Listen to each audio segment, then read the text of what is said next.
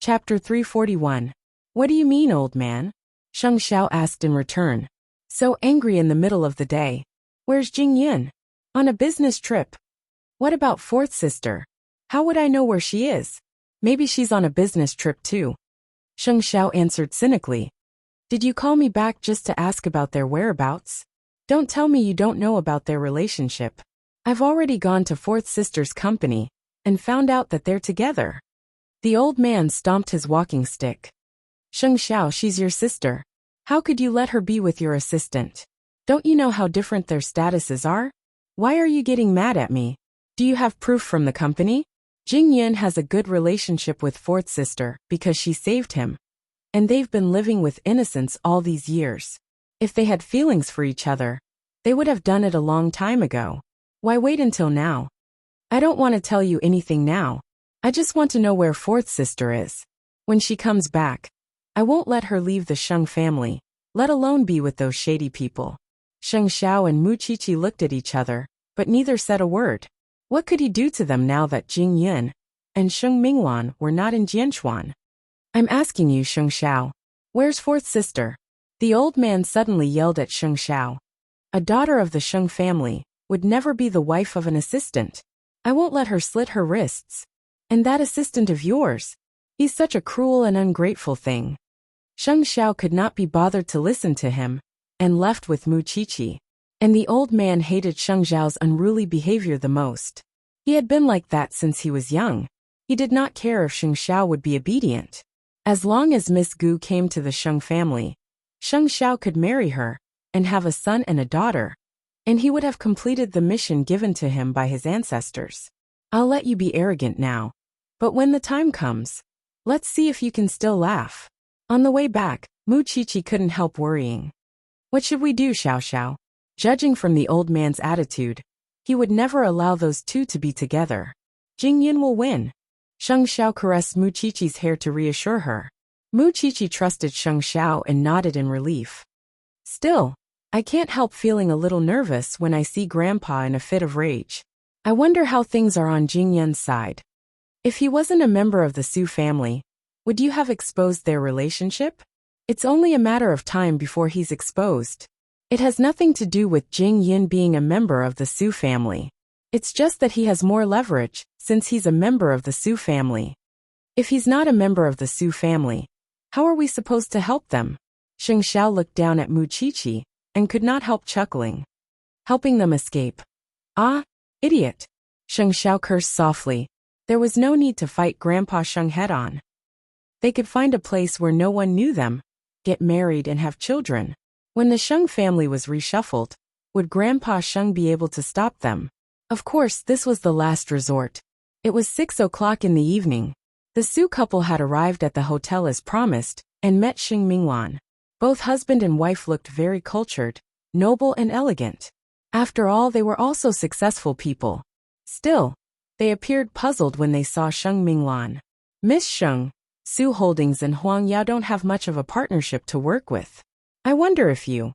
Sheng Mingwan said nothing, and simply took out the photo of her and Jing Yun from her handbag, and put it in front of them. Madame Su was skinny but very spirited, wearing a Chong Sam, and exuding the aura of a noble family. On the other hand, Papa Su looked like a scholar, wearing glasses and a suit, and appeared to be very particular. Both of them were stunned when they took the photo. That's our third brother? When I was young, I found a boy who was about to freeze to death in a world of ice and snow. That's why I brought him home, and made him my brother's playmate. Both husband and wife looked at the photo, with Madame Su crying out loud. My third brother. Husband, that's our son. But Miss Sheng, to tell you the truth, we found our son 2 years ago, and we did a DNA test. He's definitely our son. Papa Su said.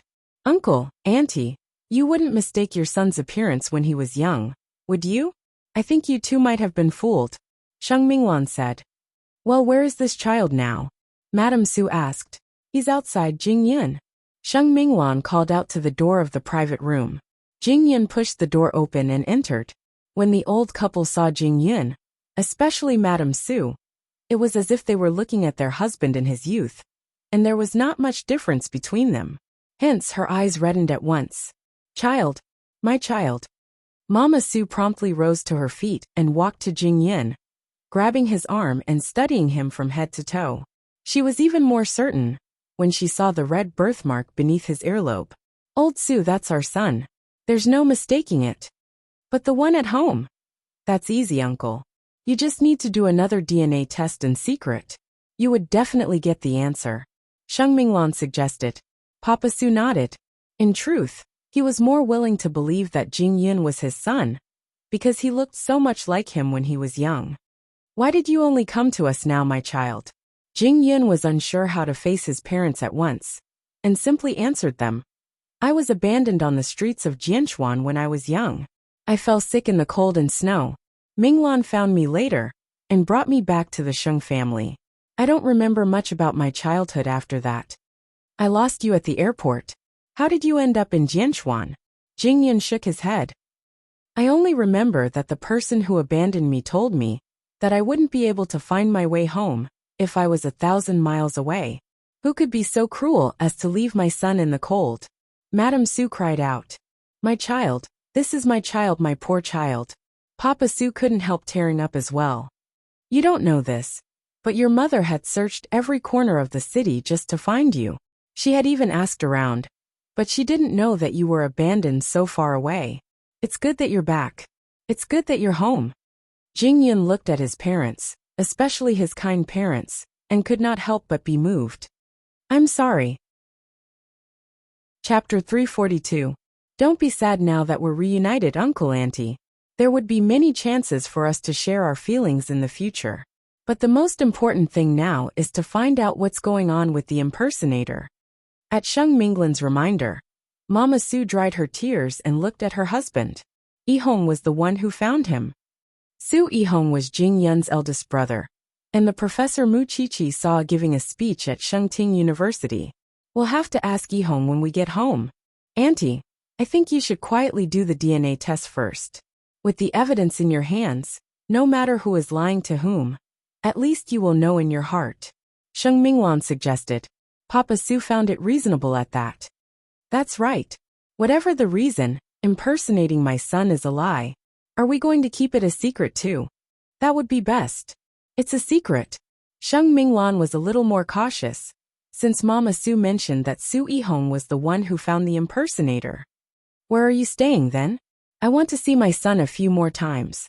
You're not in a hurry to leave, are you? Mama Sue quickly asked. We'll stay here until we get to the bottom of this. Sheng Minglan dispelled Mama Sue's concerns. Jing Yin wants to know who the culprit was who left him at Jianchuan. How dare they treat my son like this? I'll get justice for him. Papa Sue was holding Jing Yun's hand tightly as well, apologizing profusely. It's all my fault. I lost you when we were fighting for the management rights, and I've blamed myself every day for all these years. I miss you every day. Jing Yun stared at his parents, and eventually couldn't help holding them in his arms. I thought I was an orphan. Nonsense. You're not an orphan. You're the third young master of the Su family. I'll make it up to you. I'll give you the best in the world. Jing Yun's mood was very complicated. He never imagined that someone would impersonate him and deceive his parents. The Su couple stayed at the hotel until late at night, and would not have left if Sheng Minglan hadn't reminded them. Don't show it before you get the DNA report. You wouldn't know how cunning the culprit is. Mama Sue kept Sheng Minglan's words in mind. On the way back, she had a discussion with her husband. I don't need a test to know that Jing Yun is our child. He looks so much like you in the past. Not only that, Miss Minglan also has a photo as proof. But when I think of our son wandering outside and suffering so much, my heart feels like it's being pricked by needles. Aren't I the same? Papa Sue added.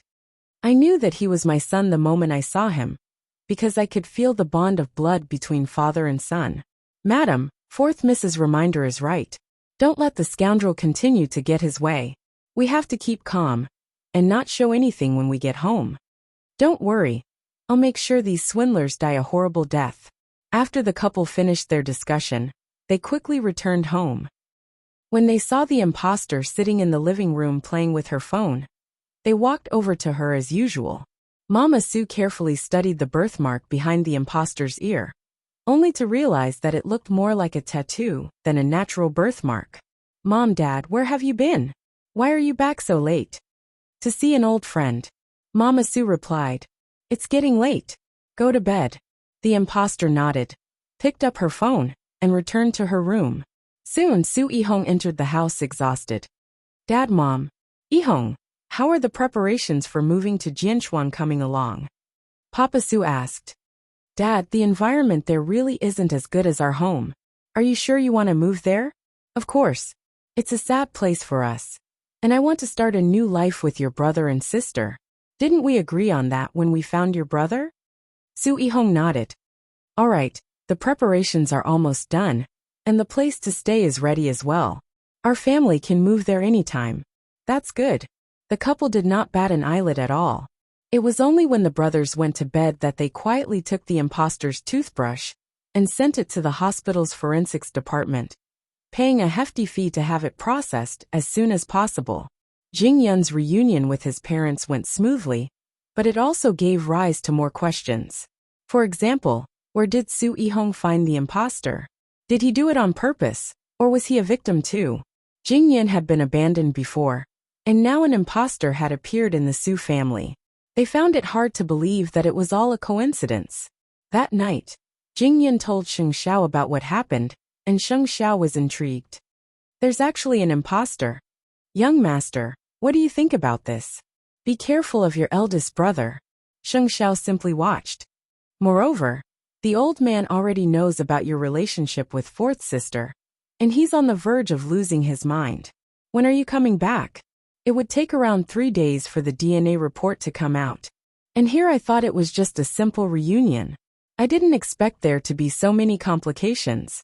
Sheng Xiao showed great interest in the matter. Someone is toying with you. How do you plan to retaliate, Jing Yun? As someone around Sheng Xiao, he did not know what it meant to be taken advantage of, especially when it was such a grudge. I'll make him wish he was dead. Mu Qiqi was lying on Sheng Xiao's chest, and her tired head was immediately refreshed when she heard their conversation.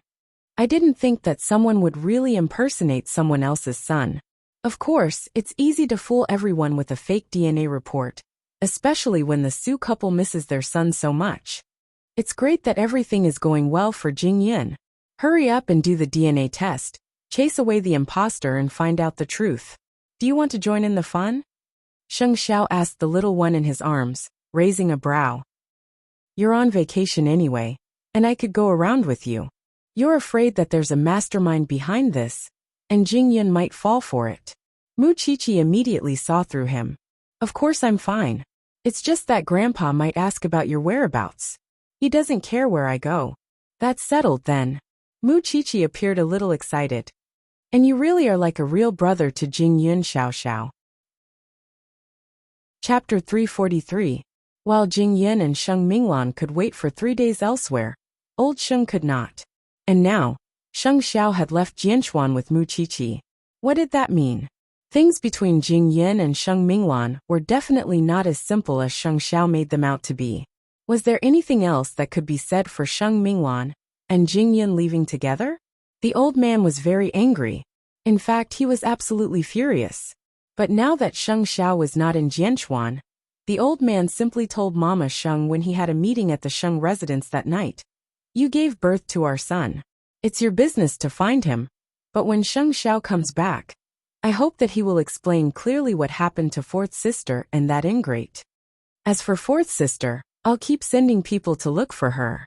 Mama Sheng said nothing, because she was angry too. I gave birth to our son. But I'm not the only one who should educate him, am I? Moreover, what happened between fourth sister and Jing Yun is ultimately a personal affair between them. Why should my son have to explain himself? Father, you don't have to put on an accusatory attitude. You're basically saying that Sheng Xiao harmed your granddaughter. The old man was naturally even more displeased at Mama Sheng's words. Xiao Qin, have you been influenced by Mu Qiqi recently and forgotten who you are? You're the matriarch of the Sheng family. You're in charge of the family and everything. Who else should I look for if not you when something happens to the Sheng family? I'll relay your message when Sheng Xiao comes back. Mama Sheng was too lazy to argue with the old man. Whatever happened to the Sheng family? It was someone else's fault. Isn't that it? The old man was furious and irritated. Sheng Minglan had chosen a watchdog of the Sheng family instead of anyone else. She was the young lady of the great Sheng family. Jing Yan. Who the hell was Jing Yan? How dare he scheme against the Sheng family? To prevent Jing Yan from causing more damage to the Sheng family, the old man promptly ordered everyone in Huangyao to suspend Jing Yan from his duties. What a toad lusting after a swan's flesh, a fool's dream. On the other side, Sheng Xiao had brought Mu Qiqi and Jing Yan to meet up. Naturally, Jing Yan also learned from Sheng Xiao that the old man was furious. Sheng Minglan was a little worried. When she was resting at night, she sat on the bed and looked at Jing Yan. I want you to promise me that you won't leave me behind no matter what happens. You won't say that you want me to go back to the Sheng family alone for my own good. Jing Yan turned and stared at Sheng Minglan solemnly, holding her slender right hand as he calmly replied, Since we're together, I naturally won't abandon you. This has nothing to do with whether or not I'm a member of the Su family. Even if I've always been an orphan, since I've gotten you, I won't let go of you so easily, no matter what. Sheng Minglan only hugged him when she heard that. You promised me. You can't go back on your word. Come. Jing Yan lifted the blanket and sat on the bed, holding Sheng Minglan tightly in his arms. I mean what I say. After loving Sheng Minglan for so many years, Jing Yan had long since fused her into his flesh and blood. And since they were together now, he naturally wouldn't simply push Sheng Minglan away. Moreover, Sheng Xiao was there. Even if the entire world couldn't believe it, it wasn't as if there was no turning back as long as Sheng Xiao was there. Seeing that Sheng Minglan had fallen asleep, Jing Yan whispered softly to her in the dark. I'm so useless, aren't I? I have to rely on young master for everything. The Su family. It wasn't calm right now. The DNA test results would be out tomorrow morning, due to the urgent processing. Although there was no suspense in the Su couple's mind, they were still nervous when they really had to face the evidence. Old Su, if our son is confirmed to be an imposter, wouldn't Yihong be fooled too? Of course. Papa Su replied. Or would your eldest son deliberately lie to you? What's there to lie about? Why aren't you two asleep yet? Behind the screen, Su Yihong had just entered the house when he sensed that his parents were having a serious discussion. Oh, I'm asking your father when we can move to Jianchuan. And he said that you've already done it. Mama Su quickly changed the topic and answered her eldest son. Su Yihong nodded and put down his briefcase. Are you in a hurry, Mom? I'm just thinking that since we have to leave sooner or later, we might as well use this chance to get there earlier. Well, I'll hurry the people down there to get ready. Okay. The Su couple shared a look, but neither of them told Su Yihong about it, because they remembered Sheng Minglan's instructions that it would be best if they had the evidence before revealing it to their family. Well, I'm going upstairs to rest, Su Yihong told his parents. His parents nodded, and naturally didn't continue the topic. Meanwhile, Su Yihong was still feeling uneasy when he went upstairs, and so knocked on his brother's door. Keep an eye on Mom and Dad over the next few days. I have the feeling that they're hiding something from us. The imposter nodded and scratched his head. Bro. What is it? Su Yihong turned and asked. Nothing. The imposter was actually suspecting that his toothbrush had been swapped out. Although the one he was using now was no different from the one he used before, he had the feeling that it was a little new. Of course, Mama Su had swapped it out in secret. Even so, he didn't dare to tell Su Yihong, afraid that he would accuse him of making a mountain out of a molehill. The next morning, Mr. and Mrs. Su left the Su residence with the excuse that they were visiting a friend, and met up with Jing Yan and Sheng Minglan at the appraisal center. The results are out. The staff of the appraisal center handed the results to Papa Su. This is the urgent document you had to process. With the results, Papa Su deliberately opened it in front of everyone. Mama Su moved closer to read it too, and officially confirmed Jing Yan's identity. You really are my son. There's no mistake. You are our son. Both husband and wife promptly embraced Jing Yan. Jing Yan hugged his parents as well, and led them away from the appraisal center. It was an expected outcome. Sheng Minglan was pleased at that. Jing Yan, can you still say you're an orphan now? This isn't the place to talk. Let's talk somewhere else. The family returned to the hotel where Jingyun was staying and closed the door to their discussion. The results are out. The one in our house is definitely an imposter, but there are two questions now. First, how did the imposter contact Yihong?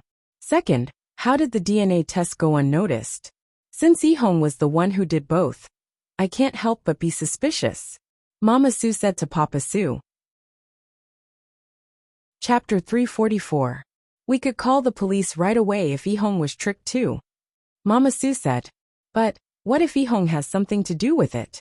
Whatever the case may be, it's the greatest consolation that we have found our real son. Still, Jingyun was very suspicious of his eldest brother Su Yihong. After all, Sheng Xiao had asked him to be wary of Su Yihong.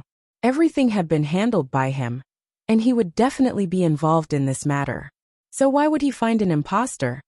Well, Yifeng, come home with us, Mama Su told Jingyun even as she wept. I want to make it up to you after all the years you've suffered outside. I want to find out why I was abandoned before. Jingyun answered Mama Su. Our son is right. What if he hurts us again if we don't find the culprit? Papa Su answered Mama Su seriously as well. Whatever the case may be, we should deal with the imposter first, and then talk to Yihong. I really don't know what Yihong is up to.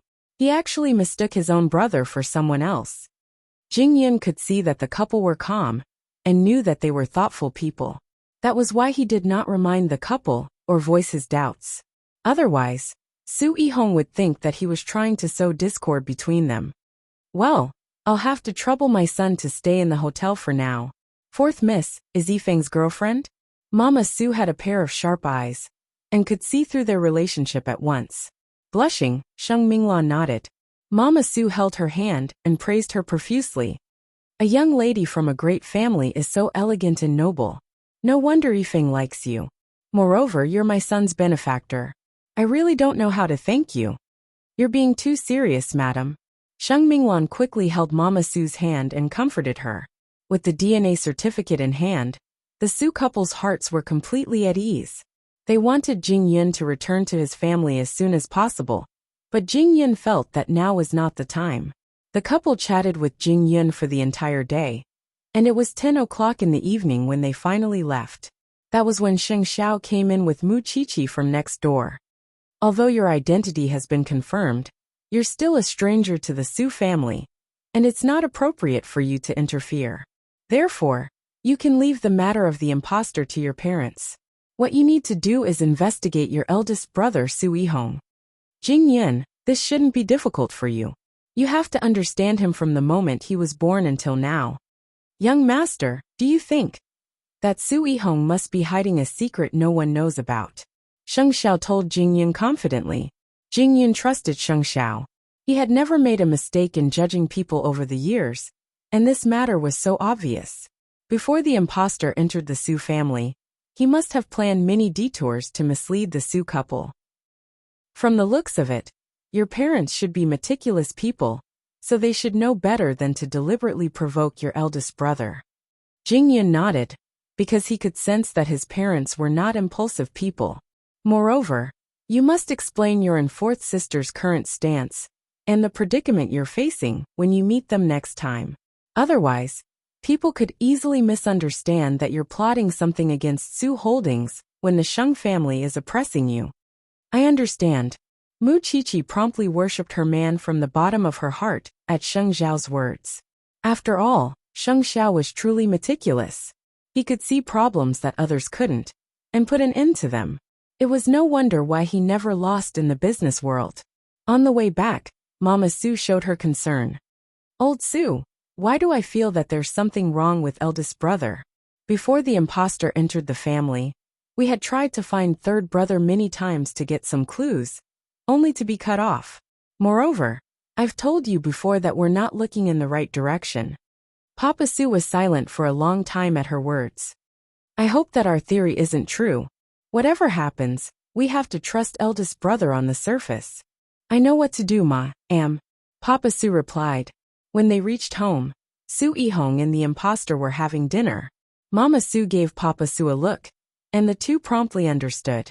It was only after they had dinner that Papa Su sat on the sofa in the living room and asked the imposter, "Yifeng, call your brother down. I have something to say." "All right."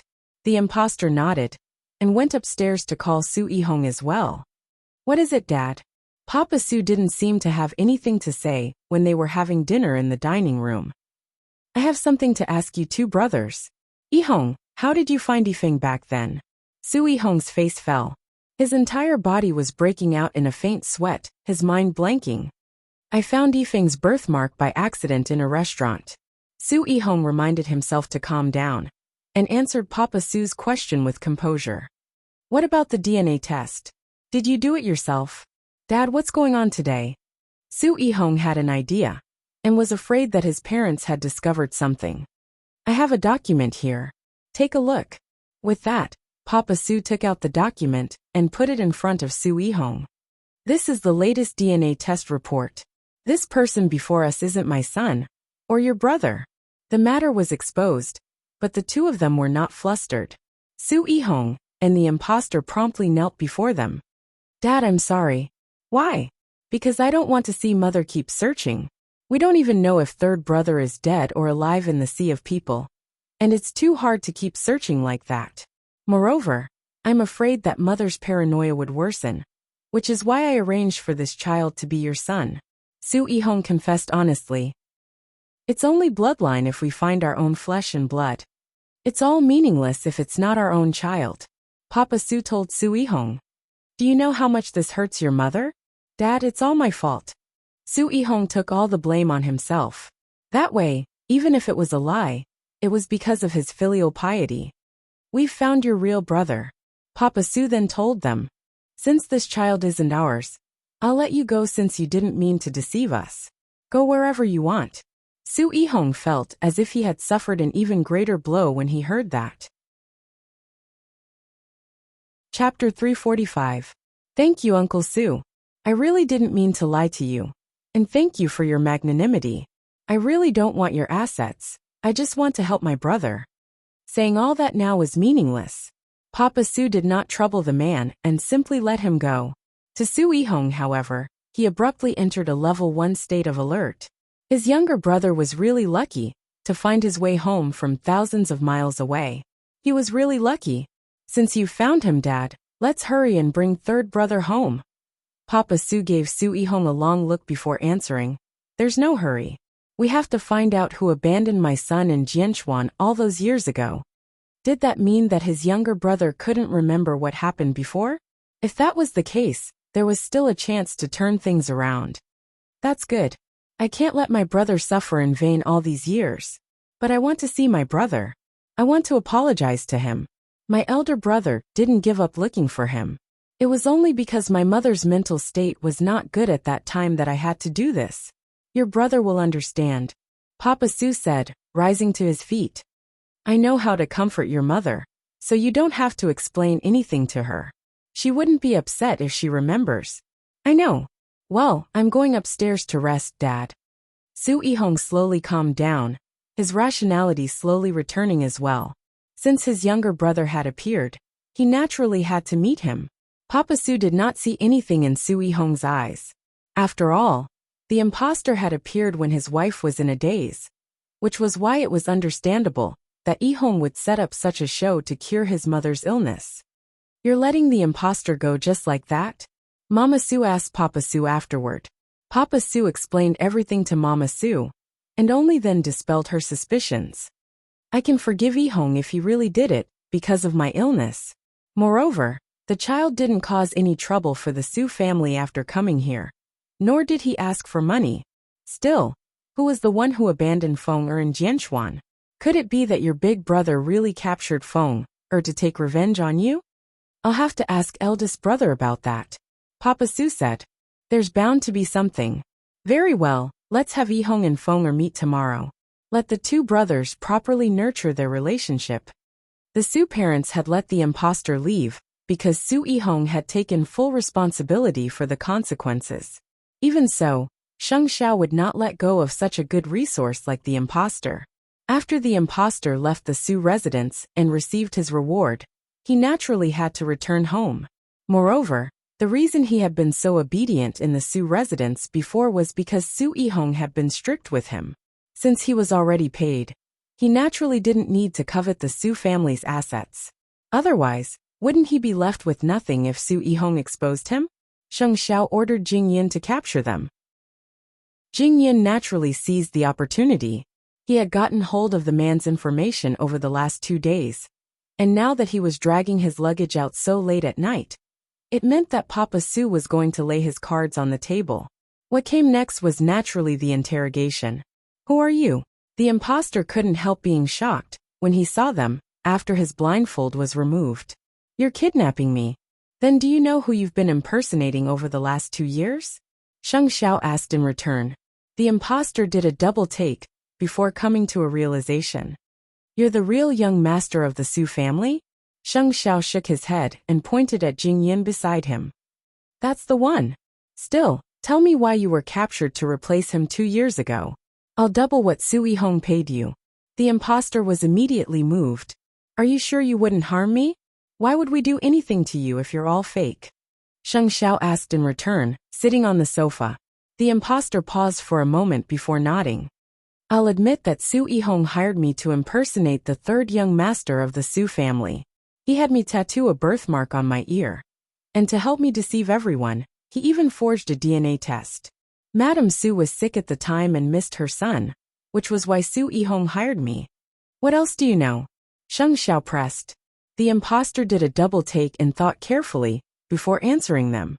Su Yihong didn't seem to want to know about his own brother, and had the intention of having me take his place in the long run. Moreover, he even took back all information about Mr. and Mrs. Su's search for their son. That makes sense to Mr. and Mrs. Su, since they wouldn't have to leave messages all over the streets now that they've found their child. But Su Yihong is different.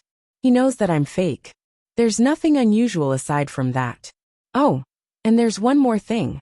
Su Yihong's eldest uncle had come to him in private once. Since Mr. and Mrs. Su weren't around that day, Su Yihong thought that I'd gone out. But I didn't make a sound in my room. He only got rid of his suspicions when I climbed out the window and returned through the front door. The others had their own conclusions at that. You can leave, but I want to make sure that you and Su Yihong would have no contact. That's why we've recorded what you said just now. Brothers, I'm just asking for money. Now that both sides are paying me, I'm not a greedy person and know when to stop. The imposter was honest. Don't worry. I'll leave the country right after I get the money, and I'll send you a confirmation message. If Su Yihong learns that you've leaked that to us, I'll find you at the ends of the earth. The imposter studied Sheng Xiao closely, finding him increasingly familiar the more he looked at him, before pointing at him. You're Sheng Xiao, the crown prince of Huangyao. At least you've got a good eye. As if discovering a new continent, the imposter's mouth gaped in shock, unable to say a word. Compared to Su Yihong, he was naturally more afraid of Sheng Xiao. After all, the man was infamous. Don't worry. I wouldn't dare to offend the crown prince, even if I had 10 guts. Sheng Xiao would naturally let the imposter go since it was useless to keep him around. Still, he would send someone to monitor him at all times. It appeared that all the answers lay with Su Yihong, while Jing Yun was still investigating everything about Su Yihong. How much longer? Sheng Xiao asked. Around 2 days. Jing Yun replied. Young master, I'm guessing that Su Yihong can't sit still. He would definitely want to meet me. Then meet him. It might even stimulate your memory and remind you of something. In Sheng Xiao's mind, he had already convicted Su Yihong. Chapter 346. With Sheng Xiao and the others leaving Jianshuan, the Sheng family certainly felt uneasy, especially the old man and Mama Sheng. Sheng Xiao did not tell Mama Sheng about Jing Yun's parentage, nor did he explain why he brought Mu Qiqi away from Jianshuan. That way, Mama Sheng had no right to speak before the old man, because she had no confidence at all. How angry was the old man? Everyone in the Sheng family could see it. The names Jing Yin and Mu Qiqi were like poison to the old man, and no one dared to touch them. He hated them so much, hating them for turning the Sheng family upside down and leaving no one in peace. In the study, the old man was still fuming. but Mama Sheng came up to him to comfort him. Father, Sheng Xiao would definitely give you an explanation. He kept it from you.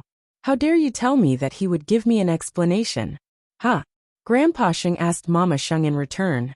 Eighth brother wasn't like this before. He wasn't like this at all. Ever since he got together with Mu Chichi, he kept challenging my authority and my bottom line. Does Mu Chichi have such a big impact on him? Mama Sheng's lips moved, but she said nothing. How could I hold myself back until they get married?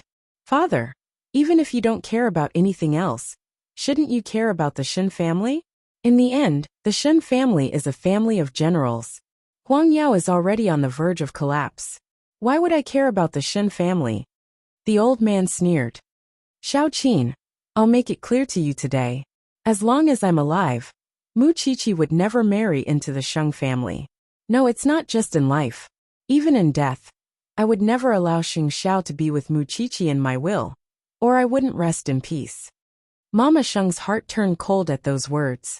She was worried and indignant. Why was it always Mu Chichi's fault in the end? Fourth sister and Jing Yun are in love. What does that have to do with Mu Chichi? And Sheng Xiao? Forgive me for being blunt, but he would still be like that even if Mu Chichi didn't show up. He never obeyed you. And it's not something that only happens when Mu Chichi shows up. Why is Mu Chichi the scapegoat in the end? Dad, are you being fair?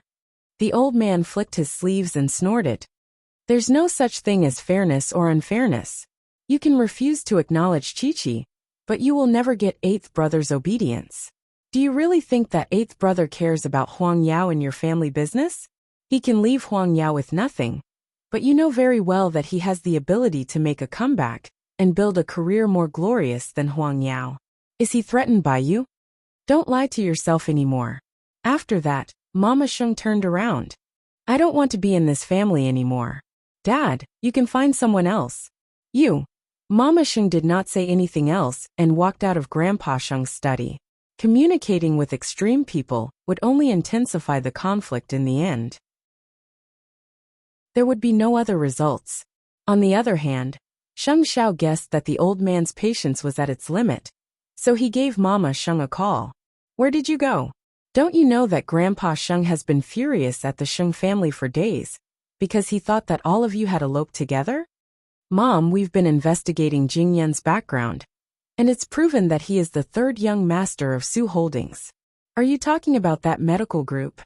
Mama Sheng had heard about it too. Yes. Does that mean Jing Yun is a descendant of a rich family? Mama Sheng asked in return, quickly catching the gist of Sheng Zhao's words. Interesting, isn't it? Of course it is. Do you know what your grandfather called Jing Yun? A dog of the Sheng family. With that, the old man's face would probably be slapped swollen again. How much longer do you need? Around 2 days. All right, I'll hold it off for 2 days. Come back as soon as you can. After all, Jing Yun had been with the Sheng family for so many years. He had worked hard even if not meritorious. But in the end, who in the Sheng family would remember his kindness? Everyone treated his efforts as a matter of course. Even so, Jing Yun should be repaying fourth sister. What does that have to do with the rest of the Sheng family? He had worked with the Sheng family since he was young, and it was the Sheng family who gave him opportunities. Even so, he had proven his ability with his achievements. But what did the old man think of him? A dog? If Jing Yun really was a dog, he would be better than those lazy worms in the Sheng family. Thanks, Mom. By the way, did you know that your grandfather has blamed your rebellion and Jing Yun and fourth sister's problems on Mu Chichi? Sheng Xiao did not say anything, but the light in his eyes was unusually sharp. The old man will not be able to stand it soon, and he will come up with new tricks. I wonder what he will come up with this time. Eighth brother. What I mean is leave the Sheng family and marry into the Shen family. I won't stop you no matter what, as long as you don't have to stay with the Sheng family, and this place where you can't even breathe. I'm prepared, Mom. Don't worry, Sheng Xiao replied. It's just that you have to suffer. I've lived for most of my life. What do I have to suffer? It's not like I can't live without the Sheng family, so I won't talk to you anymore. Finish your business, and come back as soon as possible. Sheng Xiao hung up and turned to Mu Chichi. Did you hear that? Your mother-in-law is asking me to marry into the Shen family. Ah. Mu Qiqi did a double take. Are you willing? The Shen family would welcome you 10,000 times over if you are. Little one. Sheng Xiao pinched Mu Qiqi's nose before burying himself in his work. Of course, Sheng Xiao was aware that the old man had suspended Jing Yun from his duties as well. The next day, Mr. and Mrs. Su brought Su Yihong to the hotel, which counted as a formal greeting between Jing Yun and the so-called eldest brother. Sheng Xiao did not show up, and stayed with Mu Qiqi in the room. Sheng Minglan stayed beside Jing Yun, and the family ate in a luxurious dining room. Su Yihong sat beside Papa Su, studying his younger brother diagonally across from him. To think that the inconspicuous young man was actually his younger brother. He was nothing like the impostor before, and appeared so calm and composed, without the vigor that a young man of his age should have. Yifeng, about the impostor, it was my fault. I didn't consider your feelings and I apologize. Your brother did it because of my illness. Mama Su quickly explained in Su Yihong's stead. I didn't take it to heart. Jing Yun replied. Well, how have you been living out there all these years? Then, how have you been out there all these years? Jing Yun knew very well that it was a ploy. Even so, he answered honestly, the Sheng family saved me, and I'm living well there. Chapter 347. Then have you remembered who you are and are looking for us? Not long ago, the young madam of the Sheng family saw you giving a speech at Shengting University in Jianchuan. She thought that we look alike, which is why she helped me search for my identity. Jing Yun answered honestly. I see. Su Yihong nodded. Now that you're back, you should spend more time by mom and dad's side. They've missed you for years, and since we're moving to Jianchuan soon, you could move back home. Mama Su looked at Jing Yun expectantly. Fenger, will you? I still need some time to get used to it. Jing Yun answered sincerely again. Fenger has just met his family. It'll be fine if you spend more time with them. Papa Su said cheerfully. That's true. I'm not doing my duty as a brother to take care of my younger brother, and I'll make it up to you twice as much. Is this young lady your girlfriend? After looking at Jing Yun, Su Yihong turned to Sheng Minglan. She's the fourth daughter of the Sheng family, and your brother's girlfriend. Mama Su answered on his behalf. Even so, there was something else in Su Yihong's eyes at that.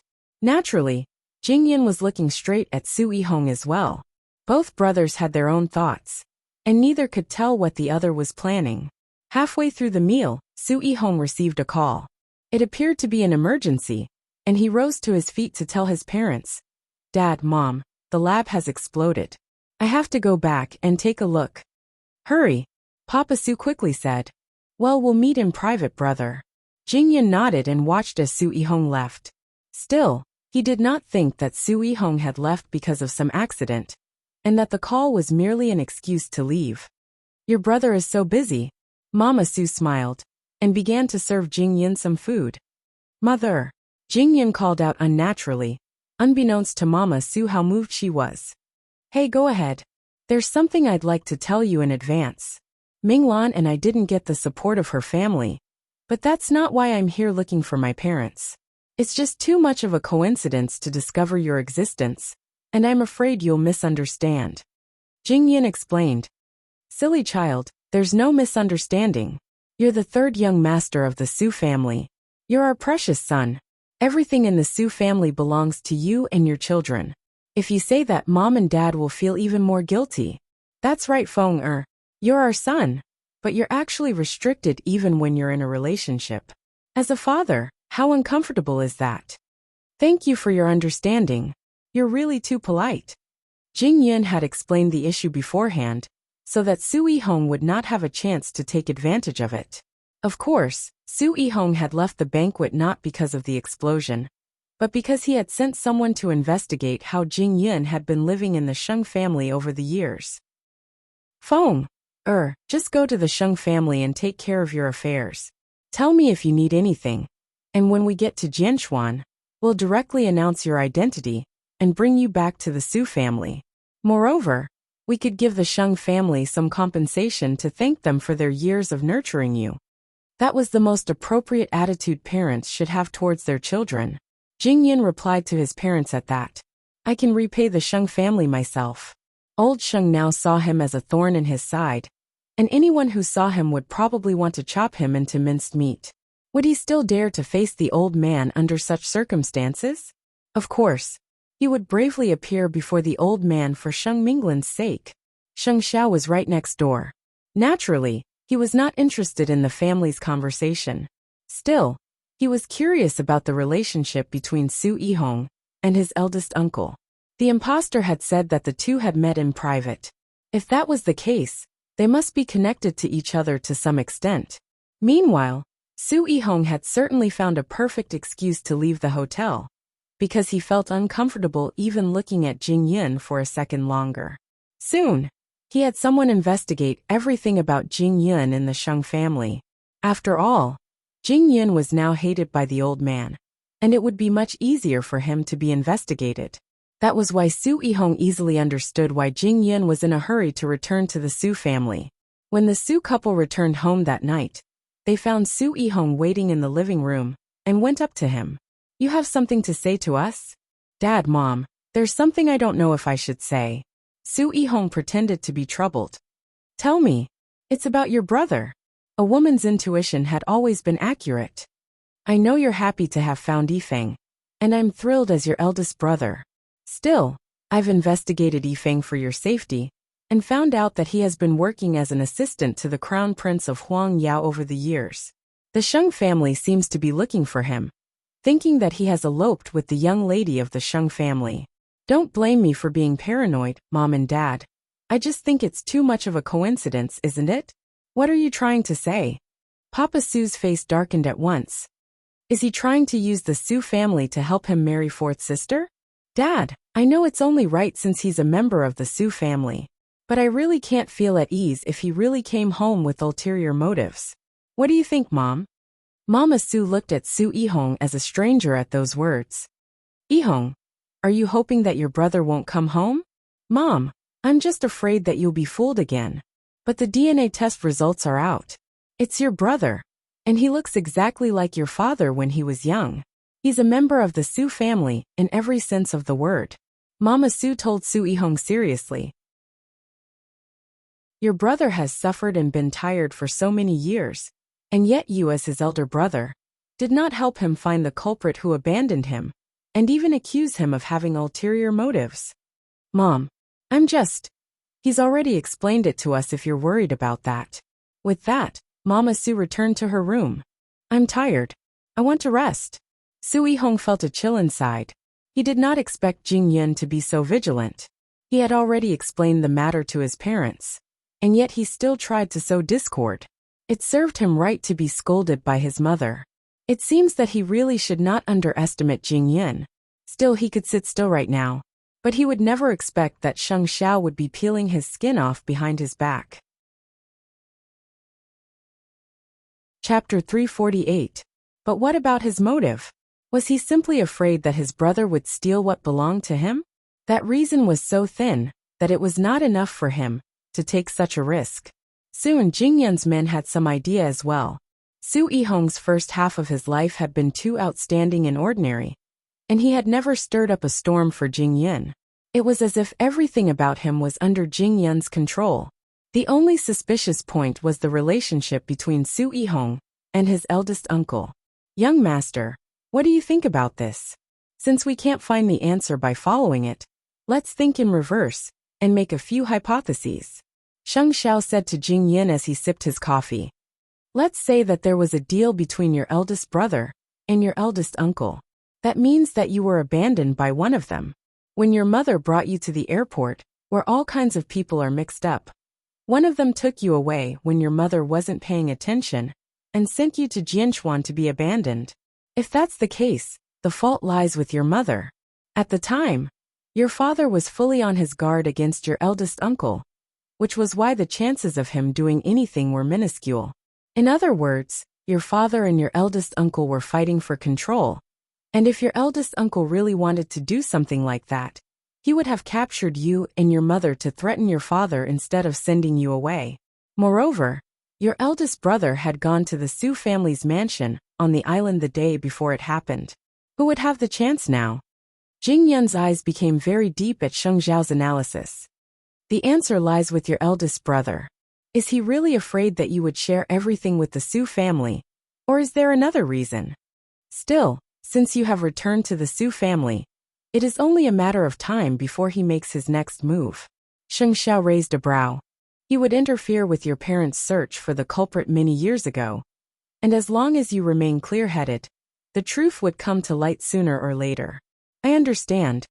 It's fortunate that your parents are wise enough. With that being the case, we can return home. Sheng Xiao smiled.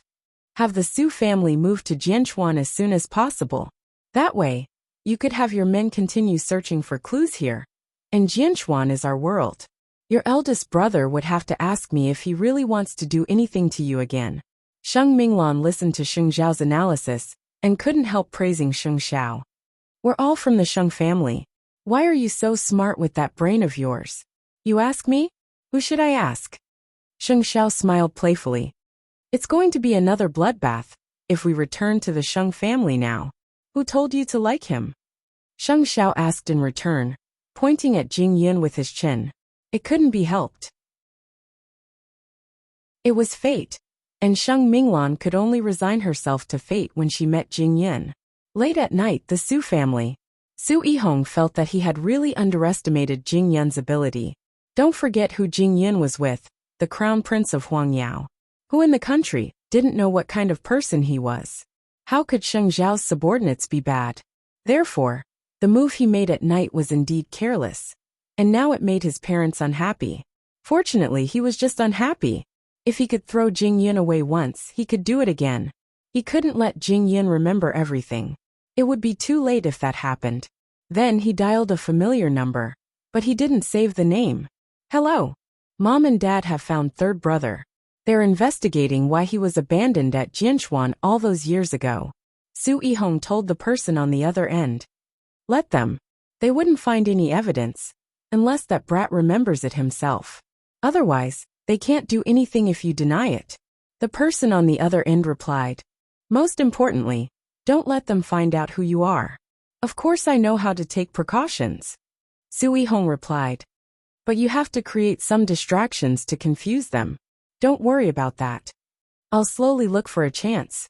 Looks like I have to earn my brother's trust first. Su Yihong was a good thinker, which was why he told his mother the next morning.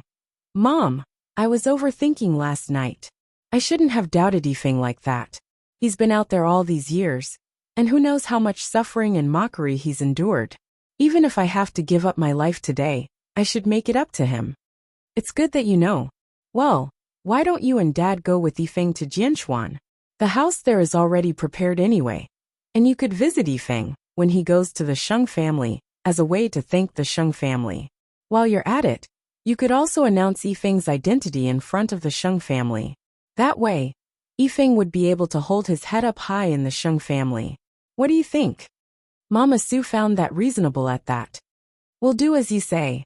Yihong, you have to take good care of your brother from now on. Don't worry.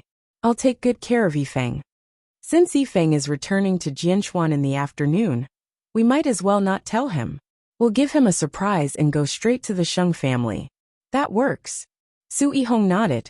That way, old Sheng would be caught off guard. Humph. Even if the Sheng family had nurtured Jing Yun, whose son were they looking down on? Mama Su was very protective of her son. Mama Su told Papa Su about the matter, who agreed wholeheartedly. Well, we'll make it public when we get to Jianchuan. Who cares about the Sheng family, or Huangyao? What's so bad about the Su family?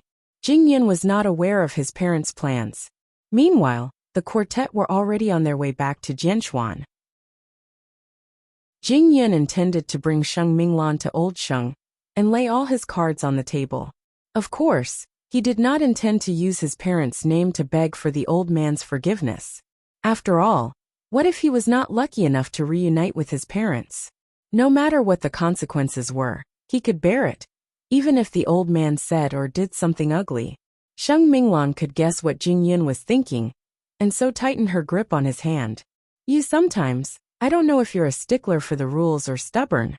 Either way, the chairman would find out sooner or later. Let him accumulate some embarrassment first, and it would be much easier for old Master Sheng to agree to the marriage later. That was Jing Yun's little plan, and he told no one about it. Seeing that the two were on high alert, Mu Qiqi smiled, leaning over Sheng Zhao's body. I wonder what a good show the Sheng family would have tonight. Meanwhile, Mr. and Mrs. Su had boarded the plane earlier than Sheng Xiao and the others, so that they wouldn't miss their visit to the Sheng family. Why don't you guess? Sheng Xiao pinched the tip of Mu Qiqi's nose. Chapter 349. Once the quartet's flight reached Jianchuan, old Sheng's men at the airport went up to Sheng Minglan and caught her. I'm sorry, fourth sister. Sheng Minglan stared at Jing Yin in shock. Jing Yin wasn't any better. Two security guards came up to him and held him down, ready to bring both of them back to Sheng Mansion. Sheng Xiao and Mu Qiqi were right behind them, but Sheng Xiao did not interfere. It's obvious how angry the old man is. Will Jing Yin be fine? Will the old man eat him? With that, Sheng Xiao led Mu Qiqi to the airport parking lot and drove his sports car back to Sheng Mansion. When the old man learned that they were caught at the airport, he had the entire Sheng family return home early to see how this family scandal would be dealt with. Soon, the two were brought back to Sheng Mansion. Almost everyone in the Sheng family was there, including Mama Sheng, who had just returned from Huang Yao without delay. After all, it was a matter of two children. The old man was sitting at the main seat in the living room. He promptly closed his eyes and took a deep breath when he saw Sheng Minglan and Sheng Xiao being brought into the living room, as if trying hard to control himself. You still remember to come back, the old man said meaningfully, before opening his eyes to look at them. Come here, fourth sister. Sheng Minglan looked at the old man, and then at Jing Yun. Her heart was filled with fear. But she had promised Jing Yun that she would never surrender to the old man. That was why even if she hesitated for a moment, she still slowly approached the old man. The old man cocked his head and rose to look at her. But before he could say anything, a slap flew towards her. That was when Jing Yun stepped forward, and the old man's slap landed on his head, startling Sheng Minglan and every other member of the Sheng family. Jing Yun. I'm fine. Jing Yun's ears were ringing from the force of the slap, and one could imagine how much strength the old man had used. You're just a watchdog of the Sheng family. What right do you have to take a slap for the young lady of the Sheng family? Grandfather. Sheng Minglan quickly stepped in front of the old man. Get out of my way. Grandpa Sheng pushed her away. I don't have a shameless granddaughter like you. What's the difference between you and seventh sister? It's just that they're all willful and impulsive. Jing Yin did not retort at all. He simply reached out to hold Sheng Minglan, because she almost fell because of Grandpa Sheng's strength. It's me who likes Miss Minoru. This has nothing to do with her. Chairman, if you want to cause trouble, come at me. The old man's face and ears were red. It was obvious that he was furious to the extreme, which was why he paced around the living room. Jing Yun, tell me, how ungrateful can you be? The Sheng family took you in, raised you and groomed you. Is this how you repay me? Who are you? Don't you know what's going on? I'll tell you clearly today that the women of the Sheng family will only marry rich men. They would never marry someone like you. Even if you can't bear to part with each other, even if you already have a child, you must abort it. I will never let any random person enter the Sheng family's territory. Jing Yin, do you know how disgusting you are? What has the Sheng family not treated you well? Why would you bite the hand that fed you? Jing Yin said nothing. He simply endured it in silence. Sheng Minglan could not listen to it anymore. She walked up to Jing Yin and told the old man, You're just my grandfather. What right do you have to interfere with my life? I can be with whoever I want. What right do you have to interfere? Because I'm your grandfather. Because I raised you. If I wasn't born into the Sheng family, do you think I would want to stay in this hell? Are you satisfied if everyone lives like they're in prison? Sheng Minglan questioned the old man loudly.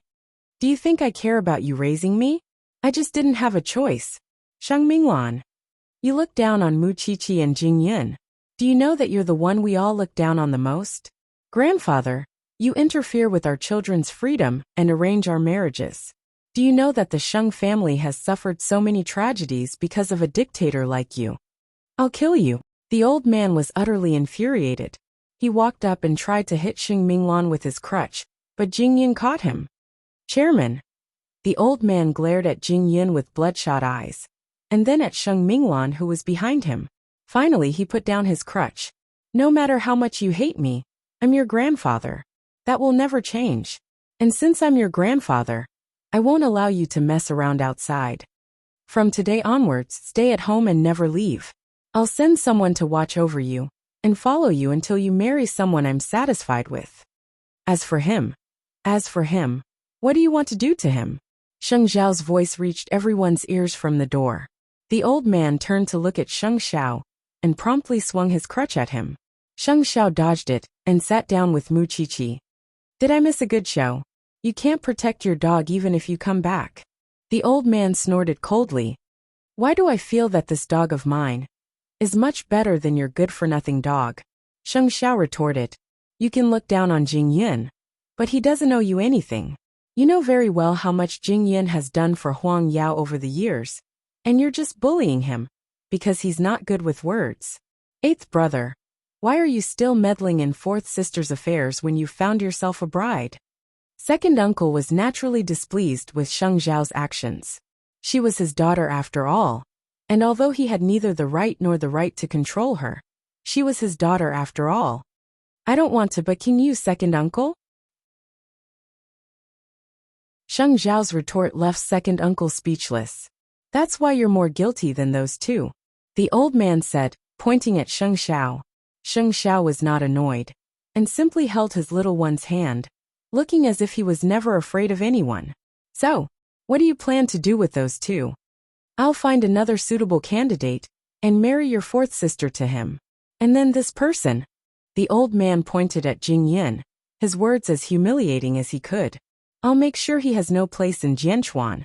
How dare he seduce the granddaughter of the Sheng family? I'll make sure he dies a horrible death. He won't have no place to stay. He could stay in Jingting however he wants. Sheng Xiao quickly answered with a smile. That's why your threats are meaningless. Chapter 350. Jing Yin did not speak for a long time, but at that moment, he finally spoke with a very sincere tone. Chairman, Miss Minglan and I are in love with each other. I know that you feel humiliated by my identity and status. What we have done is very hurtful to you. But Minglan is an independent person with a complete personality. Even if you could lock her up for a while, you can't lock her up forever. As for me, you look down on me now because I have nothing. I have nothing to say, but I can't be poor for the rest of my life. I can do many things for Minglan, including building a new business empire for her. You? The old man couldn't help sneering. You dare boast like that with your background? I have no background, but chairman, the ancestors of Huang Yao had built this empire bit by bit. Moreover, you should know very well how capable I am after so many years. I really can. A beggar is a beggar. So what if you are capable?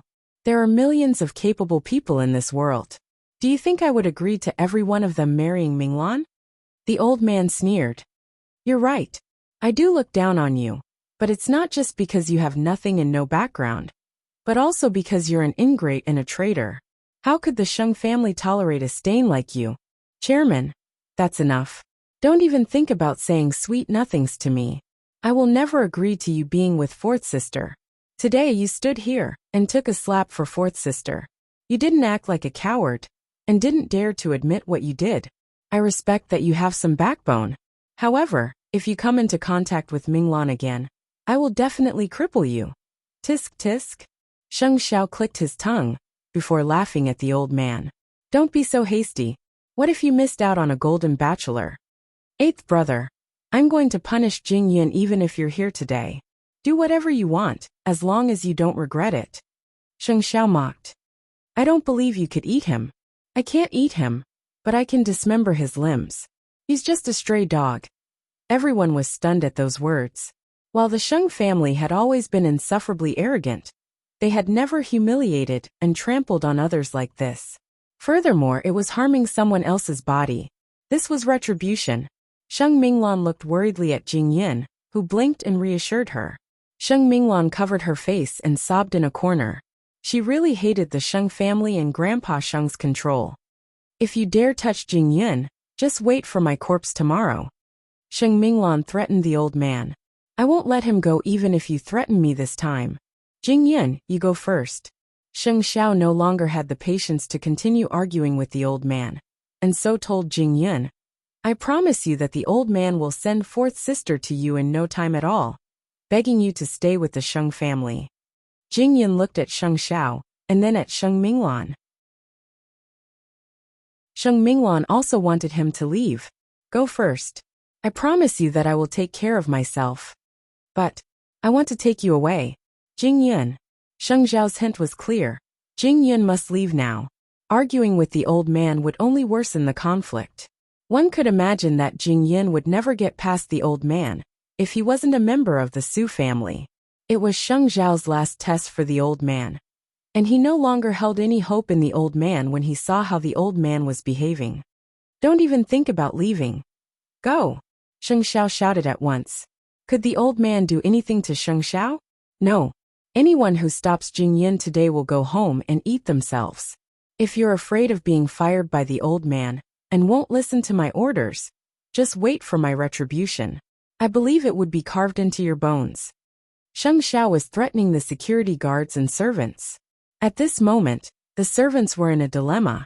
The others did not even dare to breathe too loudly, and the atmosphere was tense and stiff. In the end, Jingyan looked at Sheng Minglan and said, Wait for me. He understood then that authority and status were so important. If he didn't have a trump card, he wouldn't have been able to take Sheng Minglan away, even if he died here. All of them knew how disgusting old Sheng could be. Mama Sheng couldn't help sneering at the sight. To think that there's such a grandfather in this world. What a surprise. I'll definitely wait for you, Sheng Minglan told Jingyan. Then, Jingyan bowed 3 times at the old man before leaving the living room. The old man couldn't do anything to him, because Sheng Xiao was protecting him with everything he had. That's how you pushed your fourth sister into a pit of fire. That's how you are a traitor. Don't think that I can't do anything to him if he walks out the door. Of course you can trouble him in private, but I'm sure you won't be able to soon, because you're so snobbish. Just as Sheng Xiao finished, the butler rushed in from outside and told the old man, Master, it's a visiting card from Su Holdings. The couple said that they're here to thank you. The old man took the card and saw that it was from a major family, and asked the butler, Where are they? Outside. Please come in.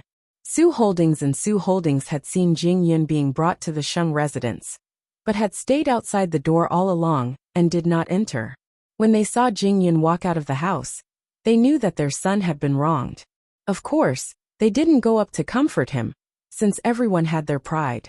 They could all see how much Jingyan blamed himself for it. He felt useless, incapable, and had nothing at all. He couldn't snatch Sheng Minglan from the old man's hands. Be that as it may, Sheng Xiao was the only one in the Sheng family who wasn't suppressed by this old man. Who could win against him? Heartbroken, the Su couple hurried to the old man's door to demand justice for their son. Old Sheng simply didn't know why the Su couple would come to thank him. What was there to thank? While the Sheng family was still around, he told them to change their expressions and treat their guests better. Soon, the Su couple entered the living room and greeted the old man politely. You must be old Mr. Sheng. I've heard so much about you. Old Sheng reined in his rage and became courteous towards them. After all, he had heard of Su Holdings' reputation as well. May I know what urgent matter brings you to my humble abode? Chapter 351. May I know who you are referring to, Jingyan? Mama Su answered the old man with a smile. He is my third son Su Yifeng, a long-lost child of the Su family. The Sheng family was left stunned at that. Everyone's eyes widened. How was that possible? It was impossible. Thank you for your years of nurturing me, old Mr. Sheng. Papa Su said, offering the gift. I don't know what you like, which is why I've brought this precious item, as a token of my appreciation. The butler took the gift and handed it to the old man, who was left stunned when he saw it. It was a national treasure. and the Su family was giving it to him just like that. Moreover, he did not expect that Jing Yun was the third son of the Su family, and a descendant of a noble family. Even so, the scene of him humiliating Jing Yun had just played out here. And now Jing Yun's parents were here. How ironic. Everyone in the Sheng family was stunned, save for those who knew about it. The old man could only feel a sense of humiliation and indignation filling his entire body. He never thought that Jing Yun had such a background, and yet he— Thank you, you two. Actually, Jing Yun is sensible, capable, and very likable. The sound of slaps on the face could be clearly heard in the large living room. The old man was actually boasting shamelessly, calling Su Yifeng a stray dog just moments ago, and calling him a lunatic. And yet, in just a moment, his choice of words had changed dramatically. How laughable. That's right. It took us a long time to find our son, and we want to give him the best things in the world. That's why Huang Yao might have to groom a new assistant, and Feng would return to inherit the family business. Mama Su deliberately said in front of the old man. That would be a great loss for Huang Yao. Mama Su laughed, but noticed that Sheng Minglan's eyes were red, and waved at fourth sister. What's wrong, fourth sister? Why are your eyes so red? She's just a kid who likes to cause trouble, so I've scolded her a little. Feng likes that kid and so do we. I just don't know if old Mr. Sheng would agree to it. The Su family was a renowned family in the medical field. Unless Elder Su's brain was damaged, he wouldn't agree to it. However, considering the situation just now, his words were a different story. Auntie, to tell you the truth, Jing Yun was bullied quite badly just now. Sheng Minglan seized the chance to tell Mama Su.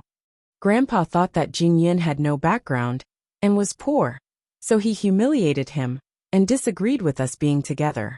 Mama Su's expression changed at that, and she turned to old Sheng. Old Mr. Y. I didn't know Jing Yun's identity, I thought. It's said that one shouldn't bully a young man for being poor. Shouldn't an old man look at the young man in the long term? Papa Su promptly cut old Sheng short. And here I thought that Feng would tell you that he is the young master of the Su family. So he didn't. Since the Su family is indebted to you, old mister, we won't hold it against you. Still Feng is the third young master of the Su family from now on, and naturally wouldn't return to the Sheng family. Of course. As for Minglan, I really like her, but I can see that you really don't want her to be with our Feng. That's why we shouldn't force it. Mama Su said deliberately. I'm really sorry for bothering you today. Old Sheng's expression was awkward, even angry. After all, he was humiliating someone else's child just a second ago. And the next second, someone else's parents came to him. Moreover, Jing Yun was no stray dog, but the third young master of the Su family. Butler, see our guests out. The old man did not keep the Su couple. How could he? Oh, by the way, we'll announce that Feng has returned to the Su family. We'll invite guests when the time comes. And we hope that you would do us the honor of coming, old Mr. Sheng. Of course, the old man said with a sheepish smile. After that, the Su couple left, and the old man turned to Sheng Xiao again. You did it on purpose. You knew about this all along, didn't you? So what? Sheng Xiao retorted. You've always despised the poor and loved the rich. If I don't leave a deep impression on you, how would you know that there's a saying in this world? Don't bully the poor when you're young? You can humiliate Jing Yun all you want. It's fine. After all, he has all the ways to make trouble for you, and take his revenge, after he inherits the Su family's business. Unless you're not sick. The old man clutched his chest in frustration, and stumbled a few steps back. The Su family is moving to Jianchuan soon. It's fine if you don't agree to fourth sister and Jing Yun being together. They would still be together anyway. And it just depends on whether you want to be bullied or thanked. The old man closed his eyes, clearly sensing Sheng Zhao's threat. If the old man did not let Sheng Minglan go, it would be the Sheng family who would suffer when Jing Yun took his revenge. Take your time to think about it. Sheng Xiao glanced at the old man before turning to Mama Sheng. Both mother and son shared a look, with a tacit understanding between them. After a while, the old man closed his eyes and told Sheng Minglan, Go forth, sister. What else could he do? When Jing Yun tried everything he could to persuade him, The old man refused and wanted to humiliate him. But now that he knew who Jingyun was, he could only admit defeat and appease him. Wasn't that despicable? Sheng Minglong glanced at the old man and promptly ran out of the Sheng residence. The old man knew very well how much she hated the old man. His granddaughter was gone. Be that as it may, he did not lose anything by marrying into the Su family in name. Still, he was not sure if Jingyun would hold a grudge for what happened today. Let's go. We've had enough drama. The old man was exhausted. Eighth brother, you really want to see me die? If you're a good grandfather, everyone wants you to live to 100 years old. At those words, the old man turned and left the living room. Of course, Sheng Xiao had a new plan in mind after that. It was time to say goodbye to the Sheng family. Otherwise, there was no guarantee that he and Xiao Qi would not face such a scene one day. He knew very well what the old man was planning. It's treacherous to toy with your grandfather like that. Mama Sheng criticized Sheng Xiao afterward. Still, I have to say that Jingyun is really patient. He didn't even use his status as a bargaining chip under such circumstances. He's too stupid. He thought that the old man would have a hint of mercy, and that his sincerity could move the old man. Your grandfather is actually quite pitiful. Mama Sheng couldn't help sighing at that. It's funny. He was humiliating Jingyun just a second ago, and then, it's really ironic how his faction behaves. Chapter 352. Jingyun wouldn't be feeling much better right now. Mu Qiqi sighed beside them. The old man had humiliated him and embarrassed him so much. How much tolerance did he have to endure to forgive the old man's actions today? Even if Jingyun was best at tolerance, Mama Sheng turned to look at Mu Qiqi. Mama Sheng tilted her head and looked at Mu Qiqi. This child was becoming more and more mature. She was no longer the little girl she first met. Thinking about their future, Mama Sheng said to Sheng Xiao, "Do whatever you want to do. I don't want Mu Qiqi to have to endure such humiliation. I can't explain it to the Shen family." Sheng Xiao's gaze was as sharp as an eagle's. Holding Mu Qiqi's hand, he tightened his grip. "Thanks, Mom. Let's go home." Both of them left the Sheng family and returned to Jingting. Right now, Mu Qiqi was only concerned about Sheng Minglan and whether she could find Jingyun.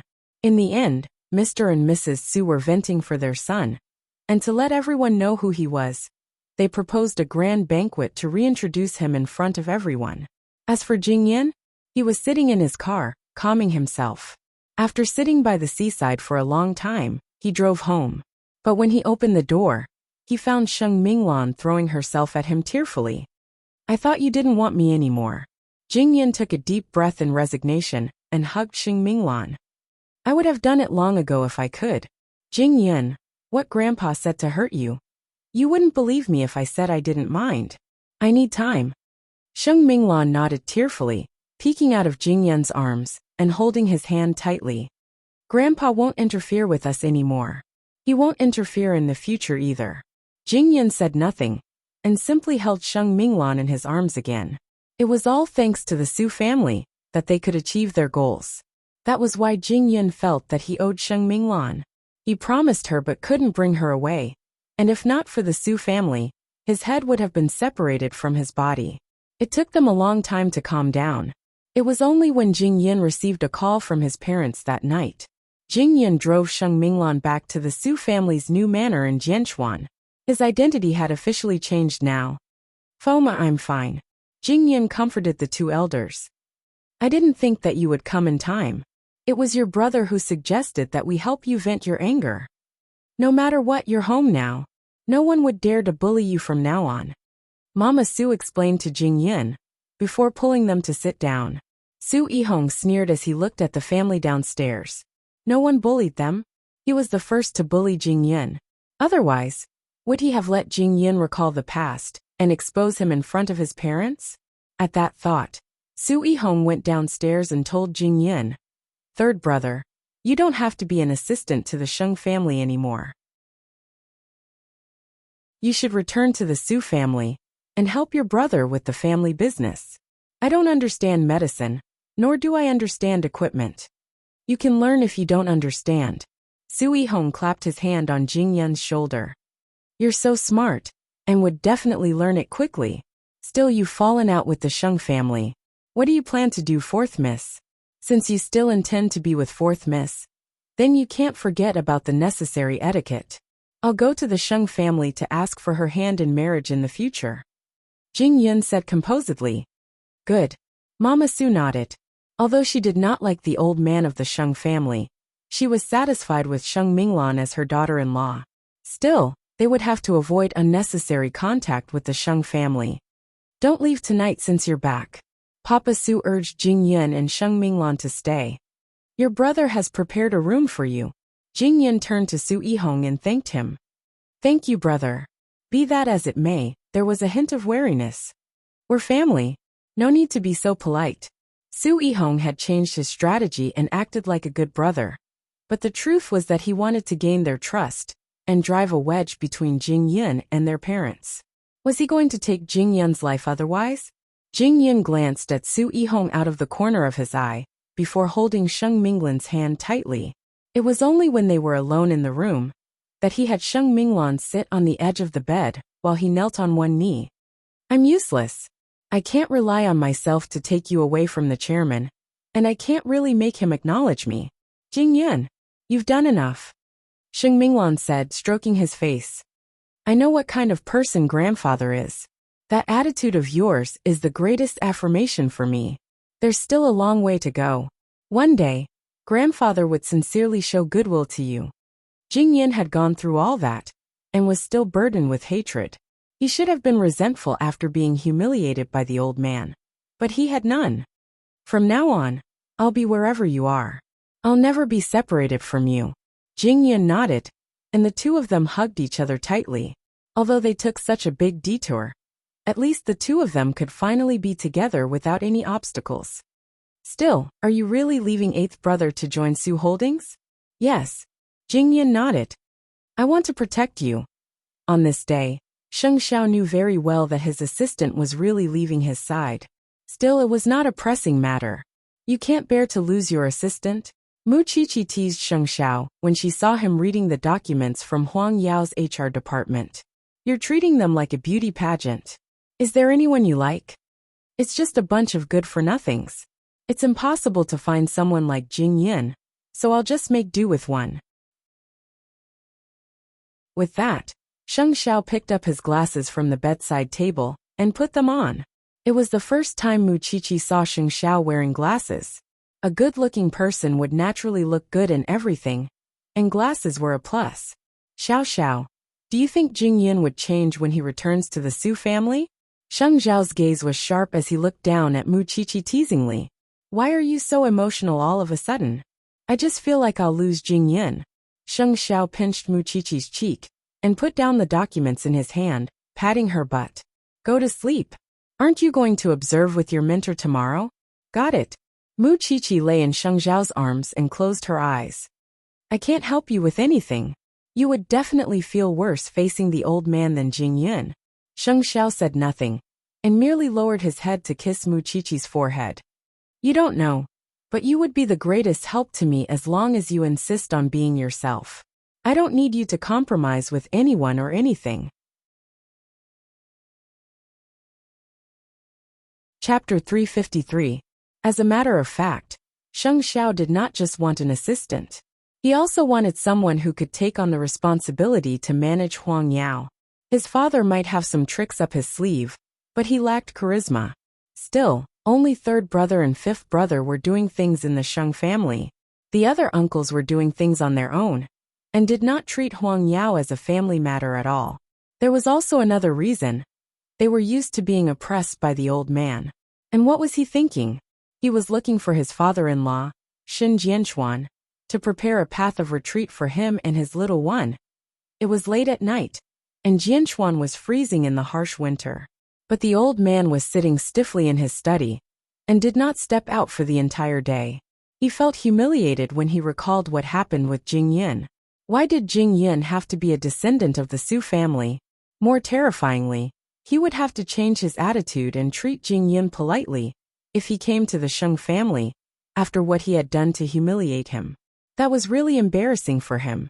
The old man sighed, but soon received a call from the Gu family, who suggested a meeting with the old man to discuss the matter between Sheng Xiao and Miss Gu in detail.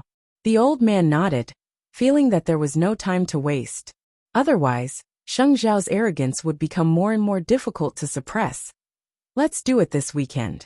We'll plan it then. The other party agreed to his suggestion and hung up. Once Miss Gu agreed to marry into the Sheng family, the old man would immediately find a reason for her to join the Sheng family and familiarize herself with the family. The next day, Mu Qiqi went to school early in the morning. She found her tutor and followed her to the criminal investigation unit. It was said that they had found a corpse with a heavy taste yesterday, and that they would conduct an autopsy today to determine the identity and time of death. Although Mu Qiqi had seen the corpse several times, it was always acceptable. But this time, it was said that the corpse had turned into a giant. And the so-called giant meant that the corpse was so badly decomposed that it had expanded, making it look like a giant. Of course, it was so disgusting that its eyeballs were squeezed out of its face. It was so rotten that anyone who saw it wouldn't stop vomiting. Even Mu Qiqi, who was usually calm, threw up by the pool when she saw it.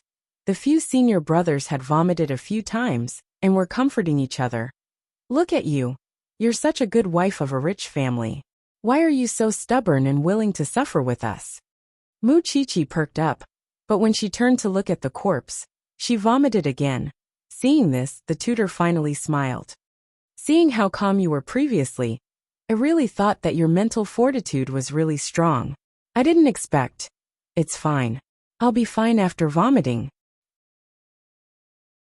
Mu Qiqi rinsed her mouth and wiped her mouth. Then, she continued listening to the forensic analysis. Fortunately, when his gaze was focused on a specific area, it wasn't so uncomfortable. Still, Mu Qiqi did not look too good when she vomited like that. There was no telling how Sheng Xiao would feel when he saw that. That morning, Sheng Xiao did not arrive at Huang Yao on time. He did not bring Mu Qiqi with him, and went to the Shuns on his own. When Huang Yu saw that, she thought that Sheng Xiao and Mu Qiqi had a conflict. She quickly went to Grandpa Sheng, but Sheng Xiao explained, Xiaoqi, has always been the one bullying me. When did I not spoil her? It's hard to say. Huang Yu was not easy to fool. How intelligent was Sheng Xiao? Was there anyone in Jianchuan who did not know? Sheng Xiao smiled and went to Grandpa Shen's fish pond. However, the old man was not there today. He had gone to visit his comrades, and only Shen Jianchuan was there. Looking for Grandpa? For you, Sheng Xiao said, leaning against a wooden pillar in the pavilion. I don't think I have any reason to refuse what you suggested before. Are you sure you don't even want your status as the crown prince? Shen Jianchuan asked in return. In fact, he had already guessed that Huang Yao was not a cage that would imprison Sheng Xiao given his personality. I just want to give Qi'er a clean future, Sheng Xiao replied, looking at Shen Jianchuan. But I have to prepare first, and Huang Yao needs to deal with the aftermath. If your grandfather knows that you want to start your own business with me, do you think he would have a heart attack? Father-in-law, don't be so sarcastic. Sheng Xiao was displeased. I have a document with me. Take a look at it. Combining the connections and status the Shen family has accumulated over the years, as well as your expertise, I think this line of work is the most suitable for us. Incidentally, there are 2 military enterprises that are about to close in the suburbs of Jianchuan. Buying them would not be a problem. Sheng Xiao was intrigued. Do you want to see my ability to negotiate a partnership? Shen Jianchuan shrugged. Deal with the aftermath well. We can't let the old man hate us. That depends on him. Sheng Xiao's meaning was self-evident. If the old man showed restraint, he would do his best to bring Huang Yao to new heights before handing it over to the Sheng family. But if the old man became even worse, not even the gods could hold back. Don't let Xiaoqi know about this for now. She has a soft heart, and would easily feel guilty towards the old man. I will arrange everything properly. Shen Jianchuan certainly had no reason to doubt Sheng Xiao's ability. With the two of them together, there would be another storm. Sheng Xiao planned to take care of both sides, and naturally would not let anyone know that he and Shen Jianchuan were up to something else. He knew all too well that Chi'er would have more and more freedom as he climbed higher and higher. In the end, the two men were only doing it to protect the person most important to them. In the afternoon at the Su residence, while Sheng Minglan was napping in her room, Mama Su called Jing Yin to a corner and told him, "Since you're living with Minglan, you should settle things as soon as possible so that outsiders wouldn't gossip. You should settle things with Minglan now that your identity has been revealed. But before that, you have to go to the Sheng family to propose marriage." "I know, Mother. I'll prepare a gift for you. Bring more people with you when the time comes. And don't lose face as the young master of the Su family." Mama Su was actually afraid that Jing Yin would be bullied by the Sheng family again. "Incidentally, I have some matters to settle with the Sheng family. Don't go overboard for Minglan's sake. Just know your limits." Jing Yin nodded. At the very least, he had to go to Jing Ting and hand over everything.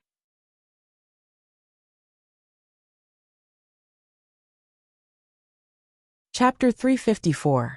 Mu Qiqi's complexion was terrible when she reached home. Her stomach had been emptied, so how could she be spirited? She had thought that her complexion would improve if she rested while Sheng Xiao was not home. But how could she have known that Sheng Xiao did not go to Huangyao today? Sheng Xiao's face fell when he saw Mu Qiqi's pale little face. "Come here." "No, I really stink today more than ever before." Mu Qiqi refused and hugged herself. "I'm going to take a shower. The perfume specially made for you has been delivered to the house. It's in the bathroom, but come here first." Sheng Xiao called out to her patiently. Helpless, Mu Qiqi could only walk to Sheng Xiao and sit beside him. Sheng Xiao pulled her into his arms, cupped her face and studied it carefully. "Vomiting?" "Yeah." Mu Qiqi nodded, and suddenly went limp in Sheng Xiao's arms. "It's disgusting. It's a male corpse today, and it's been more than 20 days since he died. The degree of decomposition is already colossal. Little one." Sheng Xiao's heart ached.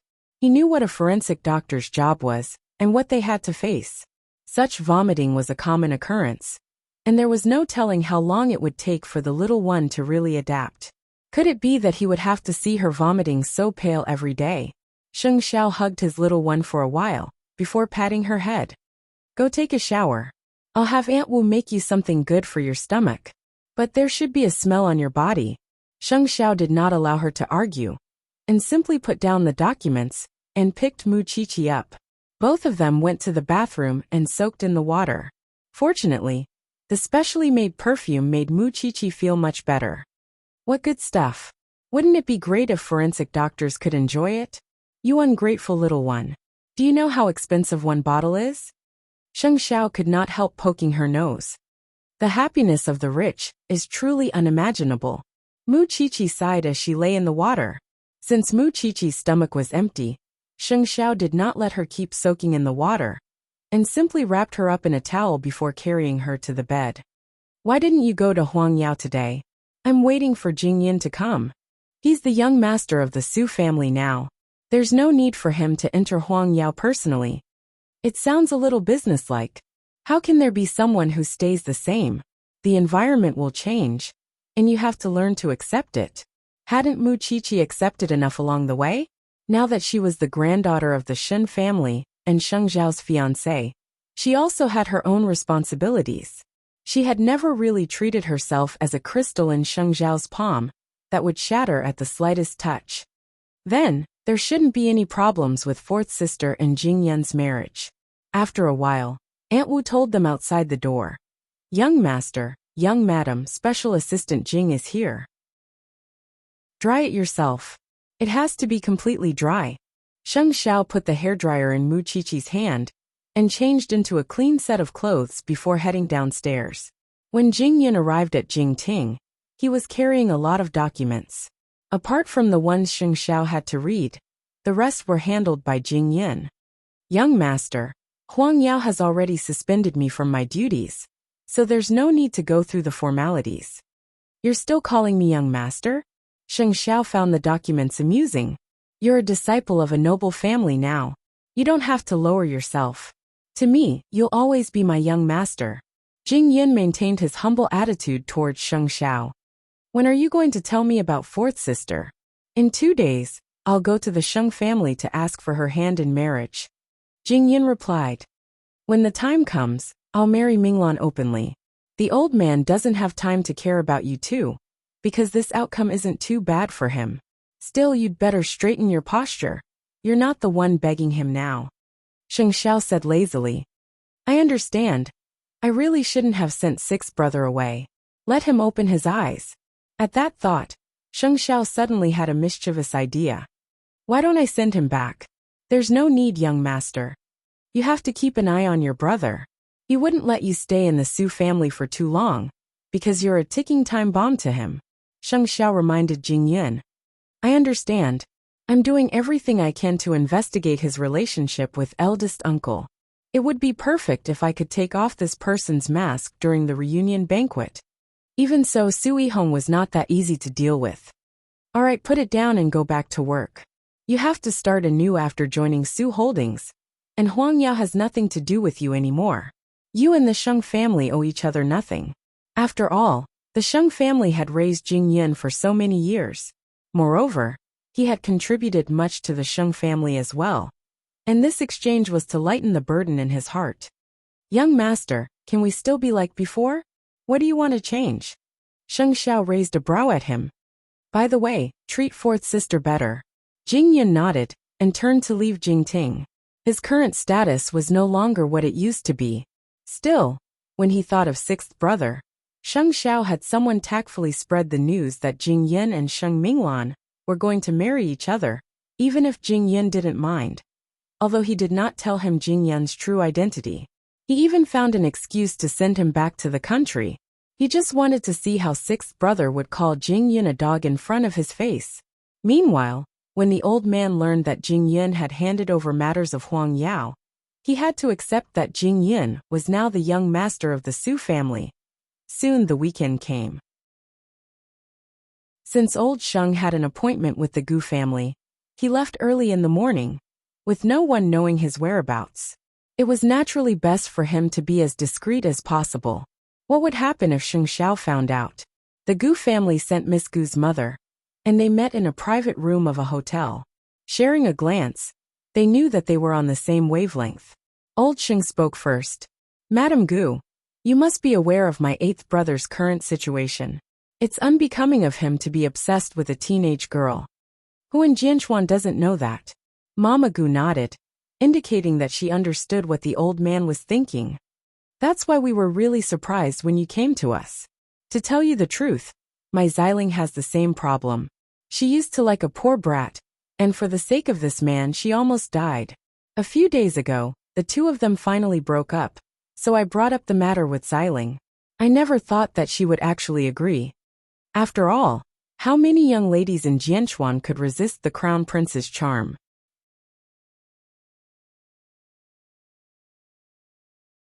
Chapter 355. It's not that we don't want to, we just have to wait for the right time. That said, I do hope that Miss Gu could join the Sheng family as soon as possible and learn how to manage the family. Old Sheng told Mama Gu politely.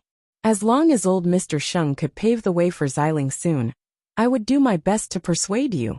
That's settled then. The two agreed. As for what old Sheng would come up with to separate Sheng Xiao and Mu Qiqi, the Gu family would wait and see. Sixth brother had gone all the way to Africa. When he learned that Jing Yin and Sheng Minglan were about to get married, he was left fuming. The young lady of the Sheng family, the great fourth miss, was actually marrying a penniless wretch. He really wanted to know what spell Jing Yin had cast on the old man, that he would agree to the marriage, even though the old man had always valued sectarianism. That was why he really could not hold back, even if Sheng Xiao forbade him from going home. Had his grandfather gone mad? No one had told sixth brother Jing Yun's identity, and no one in Jianchuan was aware that Jing Yun was the third young master of the Su family.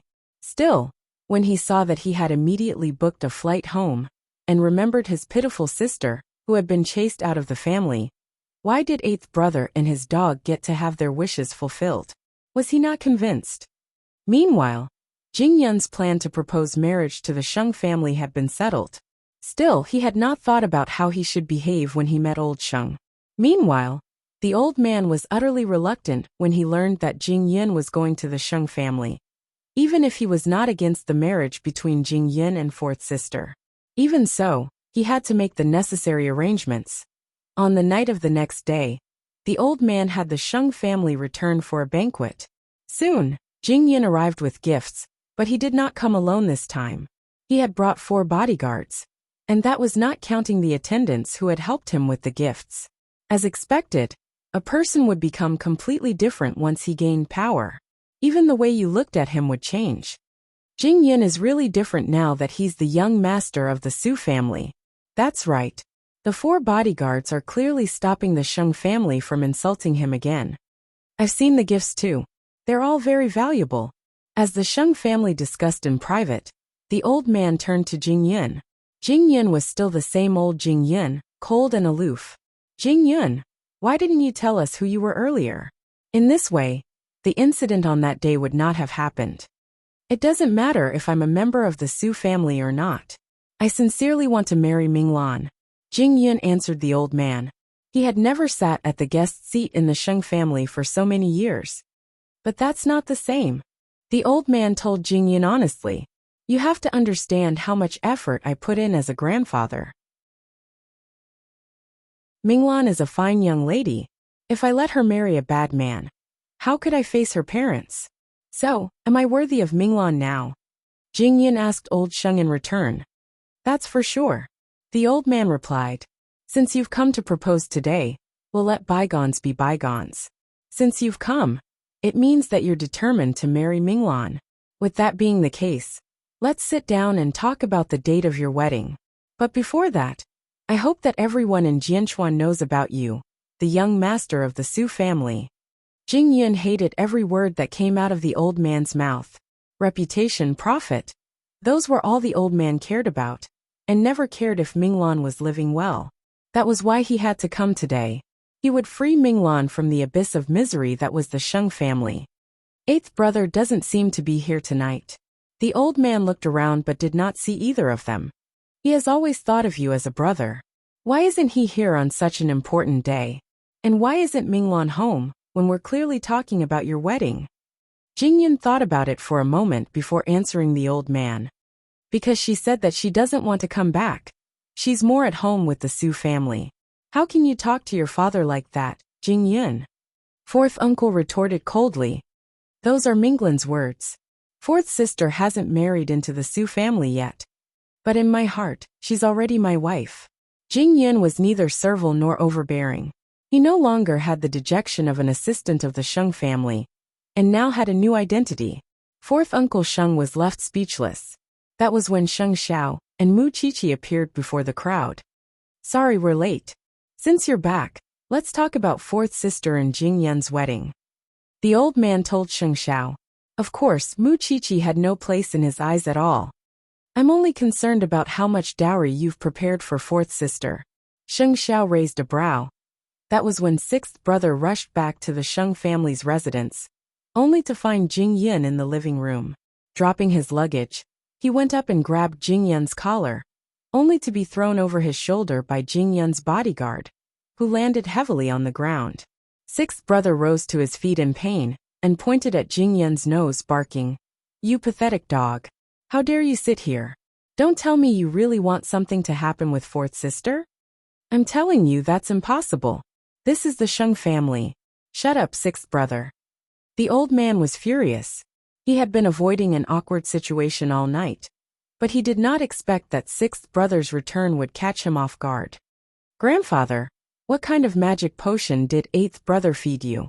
6th young master, he's innocent. I won't hold a grudge against him. Jing Yin said magnanimously then, but the tone of his voice was clearly sharp. That was when 6th brother laughed. Who do you think you are? Those who don't know are innocent? What a joke. 6th brother. That's the 3rd young master of the Su family. Don't you be rude. The old man couldn't hold back any longer, and told 6th brother the truth. Jing Yin is no longer the Jing Yin you used to be. Don't embarrass me. At that, 6th brother pointed at Jing Yin and laughed. Him. Don't tell me he's impersonating you to get your approval? Look at him, grandfather. How does he look like a young master of a rich family? Sheng Xiao said nothing in response, and simply looked at Jing Yun. Chapter 356.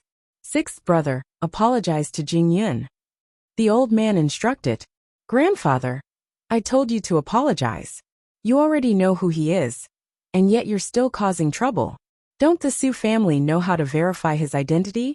The Su family has already verified Jing Yun's identity, so stop causing trouble for the Sheng family." Sixth brother was promptly stunned at the old man's words, a look of disbelief on his face. He's actually the son of a rich family. He's really become a phoenix. Apologized to Jing Yun.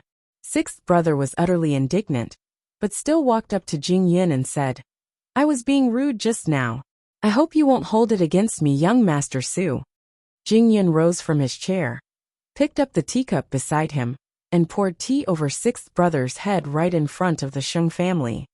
"Now we're even. Jing Yun, don't be so condescending now that you're in power." Sixth brother was furious. "If it wasn't for Minglan, I would have turned you into a dog and barked in front of me instead of just a cup of tea." Mu Qiqi looked at Jing Yun, and then at Sheng Xiao beside her. As the saying goes, one is marked by the company one keeps. Jing Yun was really the same as her, having inherited Sheng Xiao's disdain for everyone around him. "Alright, it's a good day today. Jing Yun, you're here to propose marriage, so it's best not to strain your relationship with the Sheng family.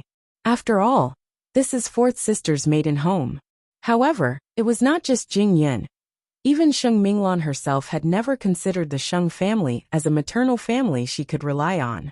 To put it bluntly, Jing Yun was simply informing the old man that he was marrying Sheng Minglan. If the Su family was happy, they would simply invite the old man over for a drink. If they were unhappy, they would simply settle the matter, leaving the Sheng family with no drama to play. After being humiliated, sixth brother turned to glare at Sheng Xiao resentfully. After all, he was convinced that Sheng Xiao must have given him the wrong information to lure him back, so that he could avenge Jing Yun right in front of him. After all, he had always called out to Jing Yun as a dog. The Su family's reunion banquet is in a few days. I'm planning to announce my relationship with Minglan there too. That's for the best. If the people of Jianchuan didn't know about Jing Yun's identity, he couldn't afford to lose face and spread rumors that his granddaughter was having an affair with a servant. When the time comes, I hope that all of you will come. That night, the old man learned how different Jing Yun was after becoming a member of the Su family. That was why he liked power so much. It was because only those with power had the right to speak. Just look at Jing Yun now. Wasn't he just a matter of opening his mouth if he wanted something? There was no need to be as desperate as before. Soon, Jing Yun left with his bodyguards, and that was when sixth brother pointed at Sheng Xiao. "It's you. You deliberately spread the news to me and lured me here. You're the one who doesn't have a brain. Why are you blaming me?" Sheng Xiao smiled in return. "There's a saying that goes, every dog has its day. You used to look down on Jing Yun and his background, but from now on, you'll suffer as long as he tries to get back at you. You probably never thought that this day would come when you called him a dog." There was hatred in sixth brother's eyes. What he hated most was being treated like a puppet by Sheng Xiao and manipulated as he pleased. "Let's go home, Chier." Holding Mu Qiqi's hand, Sheng Xiao followed Jing Yun out of the Sheng residence. At this time, the old man looked at the backs of the two people as they left. He had a meaningful look on his face. The Gu family had agreed to it, and Miss Gu had given her consent. After Sheng Minglan's matter was settled, it would be Sheng Zhao's turn anyway. He was still thinking that he could bring Miss Gu to the Sheng family on his birthday. And when that time comes, Mu Qiqi would have to give way to Miss Gu. But Mu Qiqi wasn't the kind of person who would give way. She still wanted to hold the title of Sheng Zhao's woman for life. "Don't bother with Sheng Xiao and that Mu Qiqi now. You won't be around for long," old Sheng told sixth brother. Sixth brother wasn't smart, but he caught the meaning in the old man's words. "Grandfather, you're saying, don't be so flustered. It's only a matter of time." Sixth brother cleared the tea leaves off his head, and only then did he feel better. "Sheng Xiao, Mu Qiqi. Let's see how long you can keep being arrogant. Soon, Jing Yun returned to the Su residence, where Sheng Minglan and Mama Su were waiting for him in the living room. Did everything go well? Reasonably speaking, your father and I should show up, but I don't want to give that old man so much face. Don't worry, everything went well, Jing Yun replied. Go upstairs with Minglan and get some rest. Mama Su urged them. Still, you have to be careful.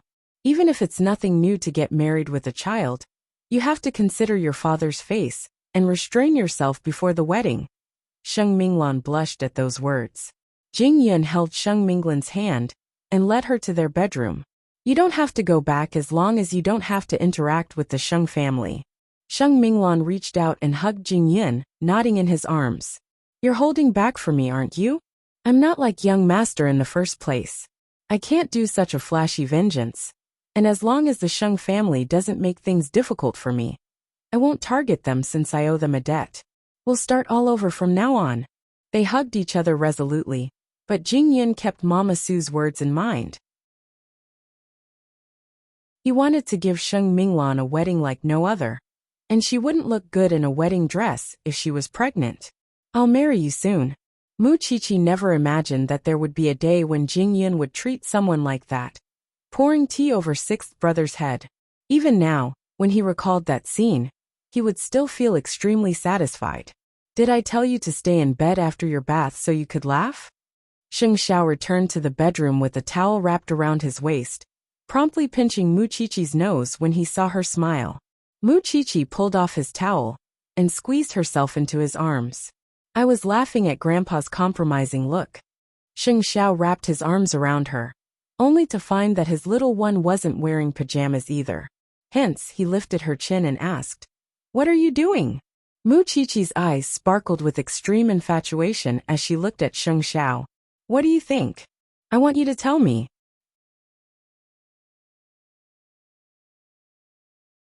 Chapter 357. Old Sheng was wary of the Su family's background, which was why he agreed to Jing Yun and Sheng Minglan's marriage. Still, he did not specifically bother Sheng Xiao or Mu Qiqi, which left Sheng Xiao puzzled.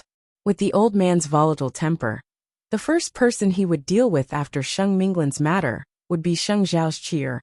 Even so, the old man had not made a move until now, which was rather unusual. Sheng Xiao had Mama Sheng pay special attention to the old man's movements. But aside from the few times he left the house without letting his family know, there was really nothing out of the ordinary.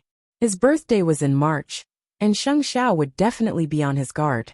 Of course, no one knew that the great crown prince of Huangyao was already preparing to shift his focus to do something great with his father-in-law.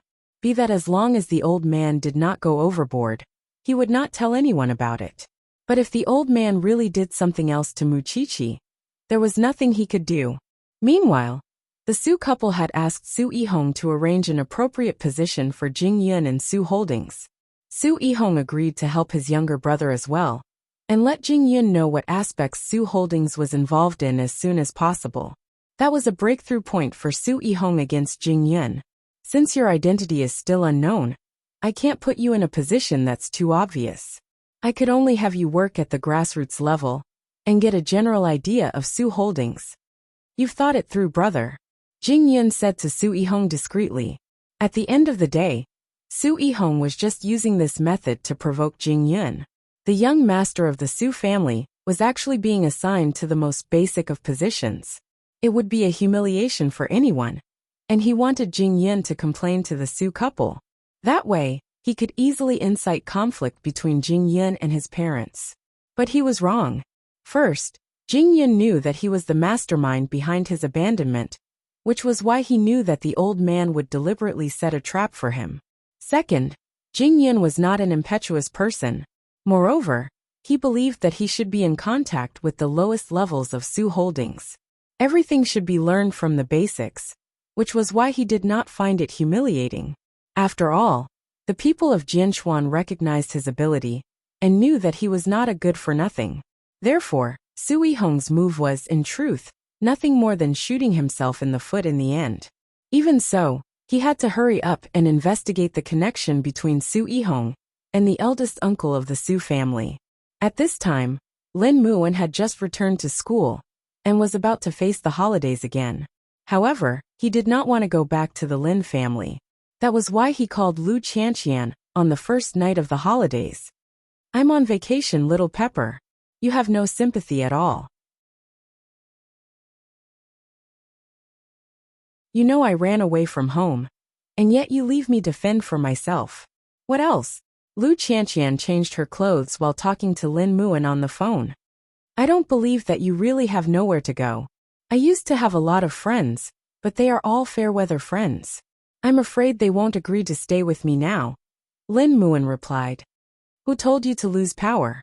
Lu Qianqian wanted to bite him through the phone. "You have a month's holiday, right? And are you really not going back to the Lin family for the new year?" "I don't want to," Lin Muin answered Lu Qianqian very firmly. "If I go back to the Lin family, Grandpa will come up with all kinds of traps and tricks to stop me from going back to the police academy. I don't want to take the risk anymore. If that's the case, I'll reluctantly accept you." Lu Qianqian pretended to sigh. "You can be my bodyguard for this month. I'm lacking a sparring partner and a punching bag anyway. Then where should I stay? Your little boudoir? The storeroom suits you quite well. What do you think?" Lu Qianqian drove Lin Mu into the police academy gates, and they left together. Meanwhile, Grandpa Lin's hands trembled uncontrollably as he watched his grandson being taken away by Lu Qianqian. Those two are still in contact after all. Since that animal wants to suffer, I'll fulfill his wish. Lin Muin kept feeling a cold breeze blowing at him from behind, and wondered if he was being overly suspicious. To tell the truth, I just need a simple place to stay.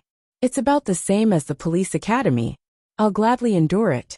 Tisk Tsk, a young master of the Lin family, is actually freeloading off a woman like me. Didn't I say that I'll be your bodyguard? Lin Muin's training these days had yielded great results. When I graduate from the police academy, you'll be the biggest contributor. Lu Qianqian smiled mockingly at Lin Muin. Then I'll have to trouble you, young Master Lin. In fact, Lu Qianqian had prepared a small apartment for Lin Muin. It was a very simple apartment. The two walked around the small apartment, and then sat in the living room to drink, just like the last time at the hotel. As expected, "You're my best friend." Lu Qianqian looked at Lin Muin. He had become sturdier, and his figure had become better. He looked much more manly now. "Then how are you going to introduce me to a girlfriend you like in the future?" Lu Qianqian asked Lin Muin, holding a bottle of wine. Lin Muin put his arm around Lu Qianqian's neck and said half drunk, "I'll break up with anyone who doesn't accept you as my best friend." Lu Qianqian's heart skipped a beat at that. Not many women would accept their boyfriend to have a female confidant. So what? I like it. Lin Muin's alcohol tolerance was actually very good, but he was outclassed by Lu Qianqian, who had cultivated herself. So when Lin Muin collapsed on the floor, Lu Qianqian was still very sober.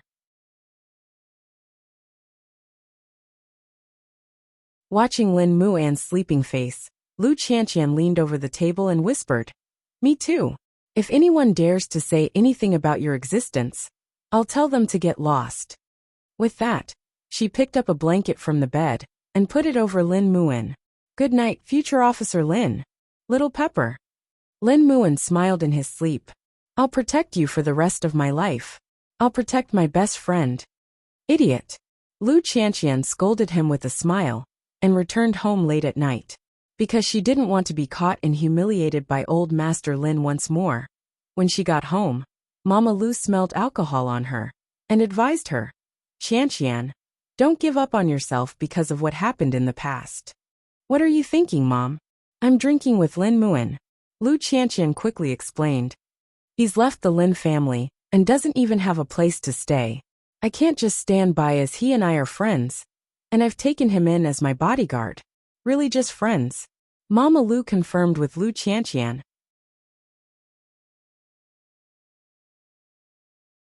Chapter 358.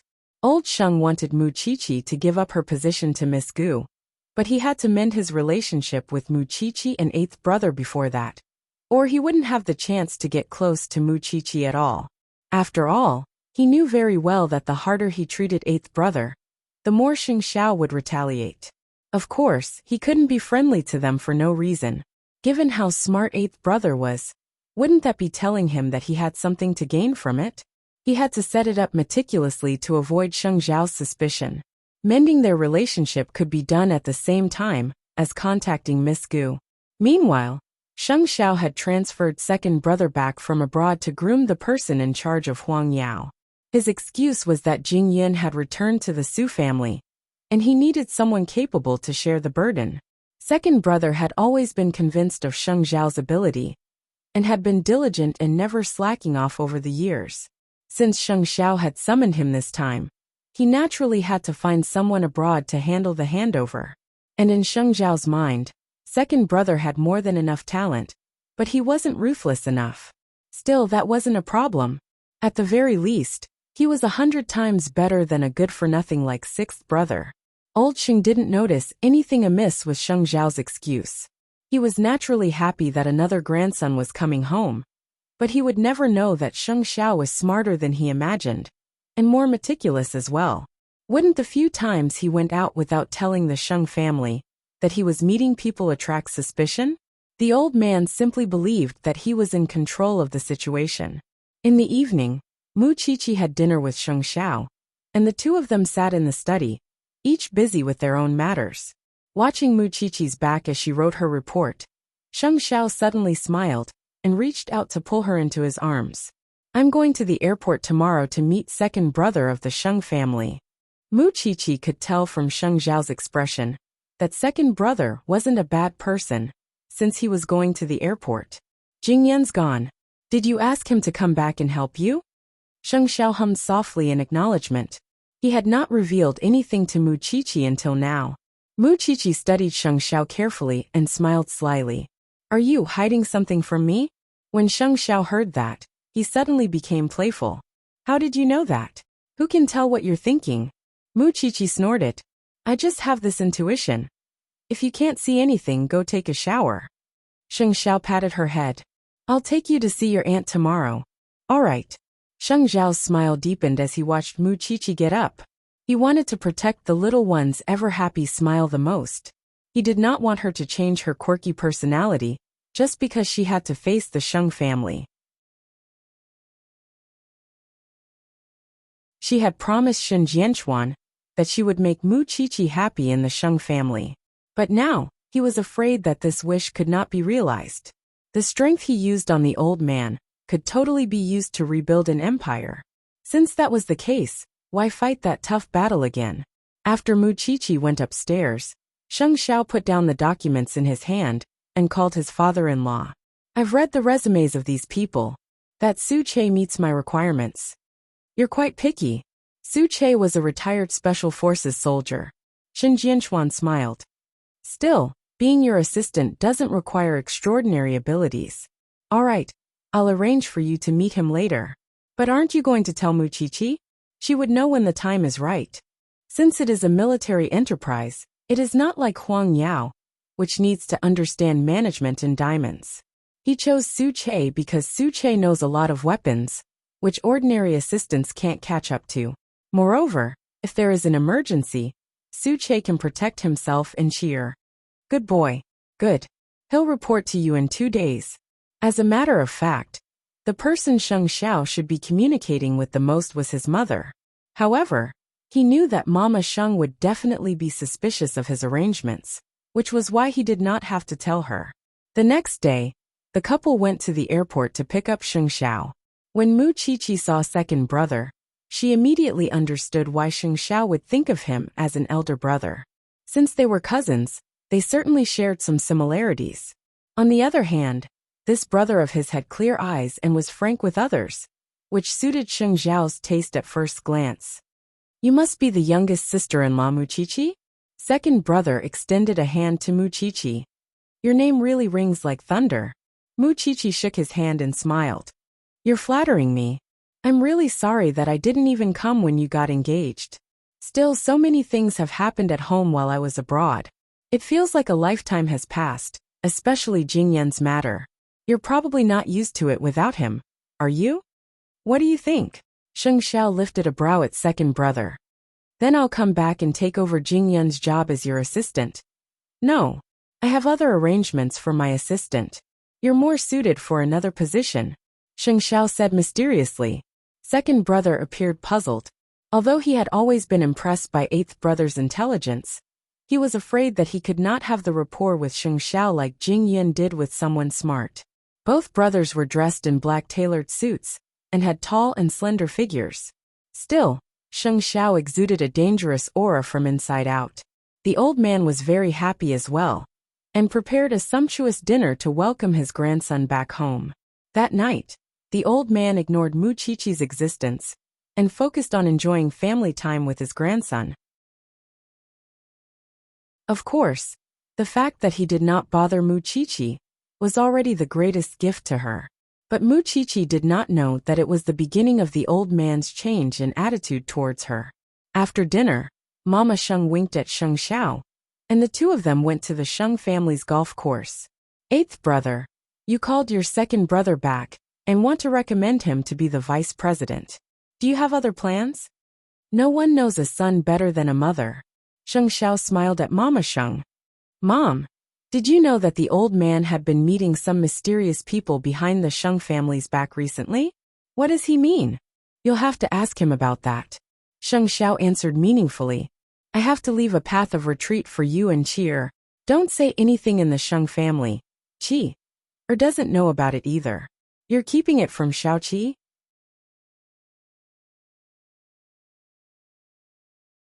Chapter 359. Then what do you need me to do? Sheng Xiao turned to look at his mother. You don't have to do anything. Just be like before. But Mom, you have to make a choice. Stay with the Sheng family or leave. Mama Sheng took a deep breath and nodded. I'll think about it. Mu Qiqi could not help frowning when she saw them return from the golf course. Are you whispering to Mom? What? Are you jealous? Sheng Xiao asked in return. Is there anything I can't know? Although Mu Qiqi knew that Sheng Xiao had many secrets in his heart, it was the first time he avoided her like that. The little one is getting harder to manage. She's getting more scheming too. I'll tell you in the future, but I have to keep it a secret for now, Sheng Xiao said, hugging her and bidding farewell to the rest of the Sheng family before leaving with Mu Qiqi. Since Sheng Xiao had explained it, Mu Qiqi did not have to mind. All she wanted was an attitude from him. On the other hand, the old man finally had a good impression of Sheng Xiao because he was willing to help his brother. That was because he never imagined that Sheng Xiao would have the idea of independence and believed that the crown prince would take over Huang Yao no matter what. But he simply did not know that Huang Yao held no weight in Sheng Xiao's heart. 2 days later, the young man named Su Che reported to Jing Ting. Mu Qiqi asked Sheng Xiao in confusion when she saw how young and strong he was. Don't I have a bodyguard? This is my new assistant. Sheng Xiao told Mu Qiqi. Su Che, Chief Sheng young madam. Su Che bowed to them like a soldier. How old is this kid? You've been hired as an assistant. Mu Qiqi could not be blamed for being puzzled. Su Che was born with a baby face and was very popular in the army because of his fair and tender face. Su Che, tell your young madam how old you are. Sheng Xiao could not help sneering. I'm 23. Su Che quickly answered. Damn, I thought you were only 18. Without realizing it, Mu Qiqi gave Su Che a thumbs up. You guys talk. I'm going upstairs to freshen up. Even then, Mu Qiqi did not find it strange. After all, Jing Yun often came to Jing Ting, but she did not know that the difference between Su Che and Jing Yun was that Su Che would never appear in Huang Yao, because Su Che was on Sheng Xiao and Shen Jinchuan's side. Moreover, he would only help Sheng Xiao with matters on that side. Su Che, although you're my assistant Xiao Qi, comes first in everything. As long as it involves her, you have to put her first. Secondly, you don't have to answer Xiao Qi's questions now. I will tell her in the future. I understand, Chief Sheng. Sheng Xiao trusted a soldier's strict style. After all, he had learned about Su Che's performance in the army. Since that's the case, you should be more careful in the future. In public, try to pretend that you don't know me. This was naturally a piece of cake for a soldier. Sheng Xiao was very satisfied with Su Che. After all, He was someone his father-in-law had selected. Of course, he was better than those good-for-nothings outside. Meanwhile, at the Su residence, Su Yihong had assigned Jing Yin to the Su family's purchasing department. According to him, he wanted Jing Yin to quickly familiarize himself with what the Su family did for a living and how they got their stuff. He wouldn't let Jing Yin go to the sales department or the Su family's R&D department, leaving Jing Yin hanging in suspense.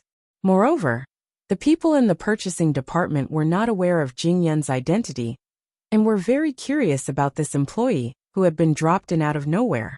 Seeing that Su Yihong had arranged for Jing Yin, Mr. and Mrs. Su asked him while Jing Yin was not home, "What are you thinking?" "Mom, I want third brother to try out every department. That way, you would be able to see if he's capable, and it would be the fastest way for him to familiarize himself with Su Holdings. There are many ways to familiarize himself with Su Holdings, and we have enough specialists. Moreover, he had been with the Crown Prince of Huangyao for so long.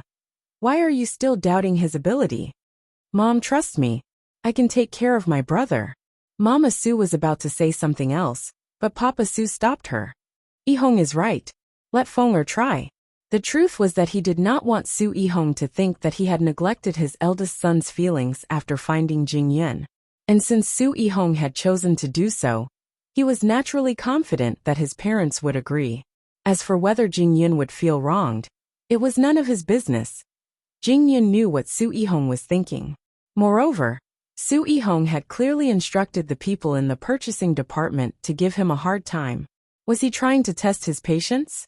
Did he not know how easy it was for the purchasing department to make mistakes? Sheng Minglan, on the other hand, was working at her own company as usual. Still, Jing Yin did not tell her about it, or she would never let it go. Still, what kind of people had he not seen after working for Sheng Xiao for so many years? That was why he installed an invisible camera on his computer on the second day he joined the purchasing department. Naturally, he wanted to know who was human and who was a ghost. Still, the purchasing department was unaware that Su Yihong had personally given the order to suppress Jing Yin. They simply listened to the orders from above, and Jing Yin would naturally not blame Su Yihong when the time came. Hence, someone came to test the clarity of the camera just after it was installed. Seizing the opportunity when Jing Yin was not around, he splashed a cup of water on the purchasing list his supervisor had just given him. It was a manuscript, and Jing Yin was supposed to check it against the list on the computer. But now, the manuscript was soaked in water. Jing Yin laughed coldly when he saw it from his phone in the pantry, before returning to his post. At the moment, his colleagues looked as if they did not know what was going on. Even so, Jing Yin was not used to their habit, and promptly put the soaked manuscript in front of the culprit. "I believe you have a responsibility. Help me restore the information on the manuscript." The man's face dropped in shock. "I don't know what you're talking about." Everyone else looked as if they were watching a good show. "You don't have to know what I'm talking about, but I remember the look on your face when you knocked over my cup." Jing Yin replied calmly. The man was stunned and blushed in embarrassment. Don't slander me. I never slander anyone, but I'm not one to hold back. Restore my information, or I won't be the only one to admire your face." The man promptly lowered his head at that, avoiding the question. "Got it." Everyone looked at Jing Yin's face. Was he a pushover? Such a straightforward counterattack.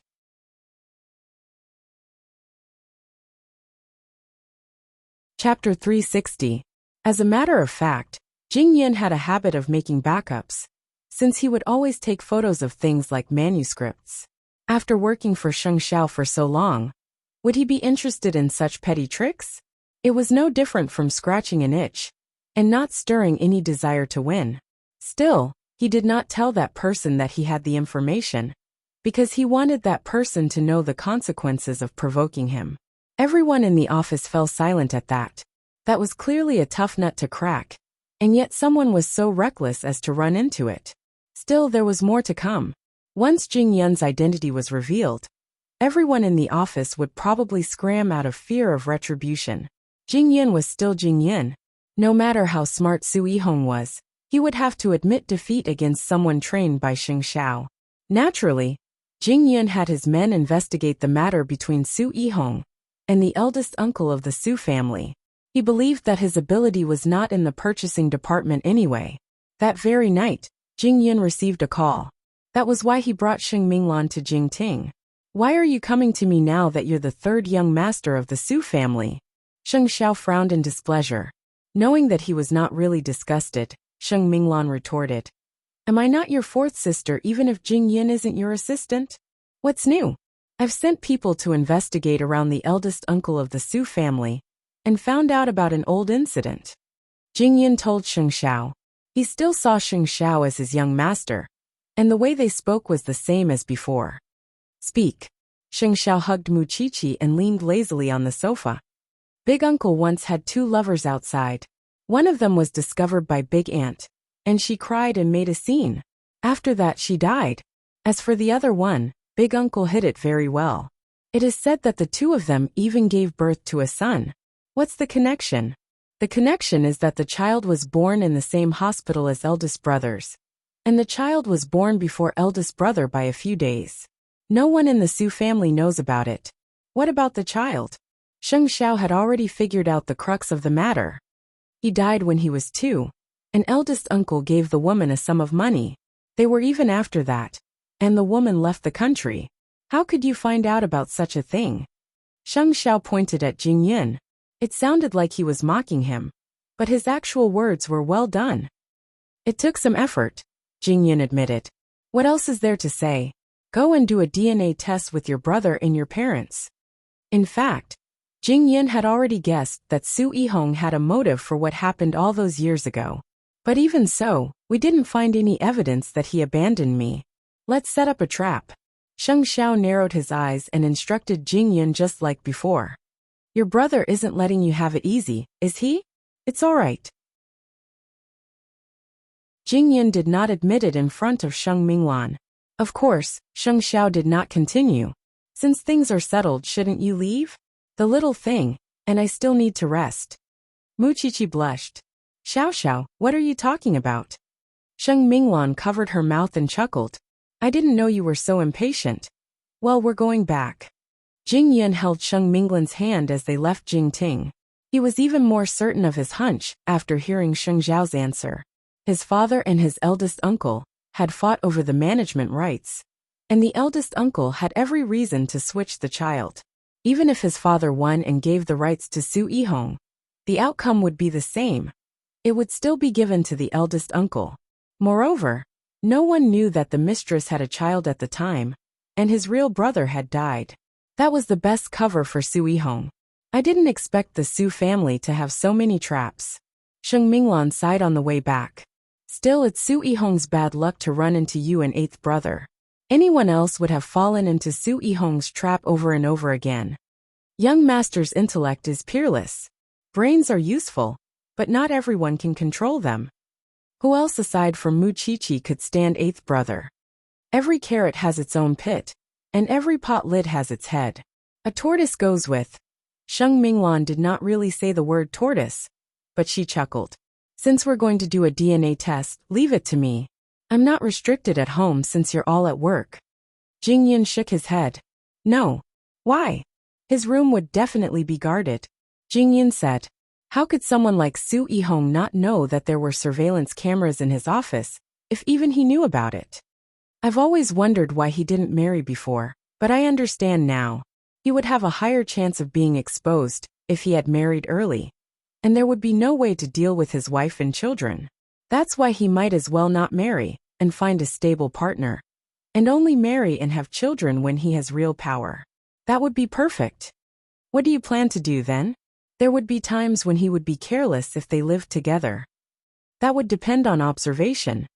All right then. Sheng Minglan gave up on the idea of going to Su Yihong's room.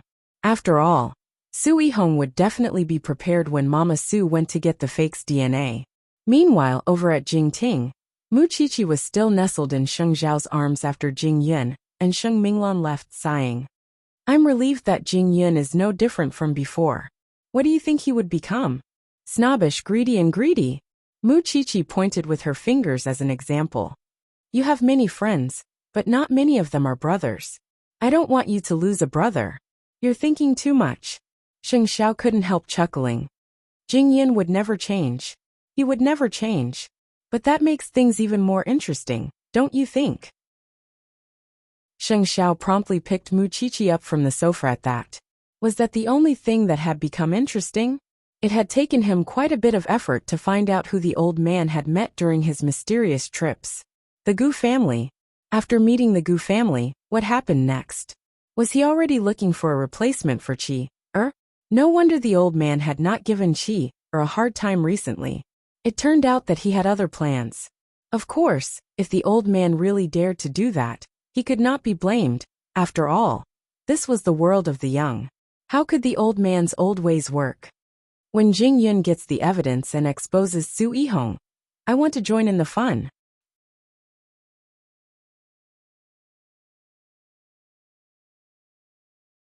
Chapter 361. Then, the Gu family came to ask when old Sheng would settle things between Sheng Xiao and Mu Qiqi, and make room for the young lady of the Gu family. After all, she was the young lady of an aristocratic family. It was impossible for her to meddle in someone else's relationship when Sheng Xiao still had a fiancé. How could she explain that to Sheng Xiao? Old Sheng had been racking his brains lately, since Sheng Xiao was so smart that nothing could be hidden from him. And it was in that moment that sixth brother, who had been searching for his sister for a long time, actually found her. But now, Sheng Minghui no longer looked like the daughter of the Sheng family. Sixth brother was heartbroken when he saw her, and stormed back to Sheng Mansion, telling Grandpa Sheng, "Grandpa, I found seventh sister. But do you know where I found her?" Old Sheng's hands froze at the thought of seventh sister, and he looked up at him. "Hurry up and tell me, Grandpa." Old Sheng's eyes welled with tears, and he promptly knelt before the old man. Seventh sister shouldn't be chased out of the family no matter how wrong she was. I found her in a nightclub. She's seriously ill, and is now in the hospital. She's humiliated and defiled like this, and it's crushing my heart. The old man's eyes widened at that. What's wrong with her? It's better if you don't know. Sixth brother couldn't help crying. Either way, there's no way she could marry a man with a clean conscience. The old man did a double take and rose to his feet. "Take me to her." "There's no need, Grandpa. She doesn't even know you now." Sixth brother knelt in front of Grandpa Sheng and grabbed his pants. "Grandpa, I really can't take it lying down after seeing seventh sister like that. Mu Qiqi hurt seventh sister like that. Does she still want to marry into the Sheng family? Grandpa, please deal with Mu Qiqi. Do you think I have the final say in this matter? It's eighth brother." Old Sheng snorted. If eighth brother wants to protect Mu Qiqi, who in the family could touch her? "Grandpa, has Mu Qiqi not brought enough trouble to the Sheng family? Do you really have the heart to let her become the mistress of the Sheng family? Then us brothers will have a hard time. Grandfather, I really suggest that we break off the engagement with the Shen family. If you don't believe me, have everyone in the Sheng family visit seventh sister, and see if the Sheng family can tolerate her." At sixth brother's words, the old man suddenly had a new plan. Using Sheng Minghui's matter as a pretext, he might be able to sever their fiancé nominally. Moreover, the Shen family had no room to refute. As long as the two of them broke off the engagement, things would be much easier. "Tomorrow, ask your parents to visit Old Seven." Old Master Sheng sighed. Finally, after being troubled for so many days, he found a breakthrough.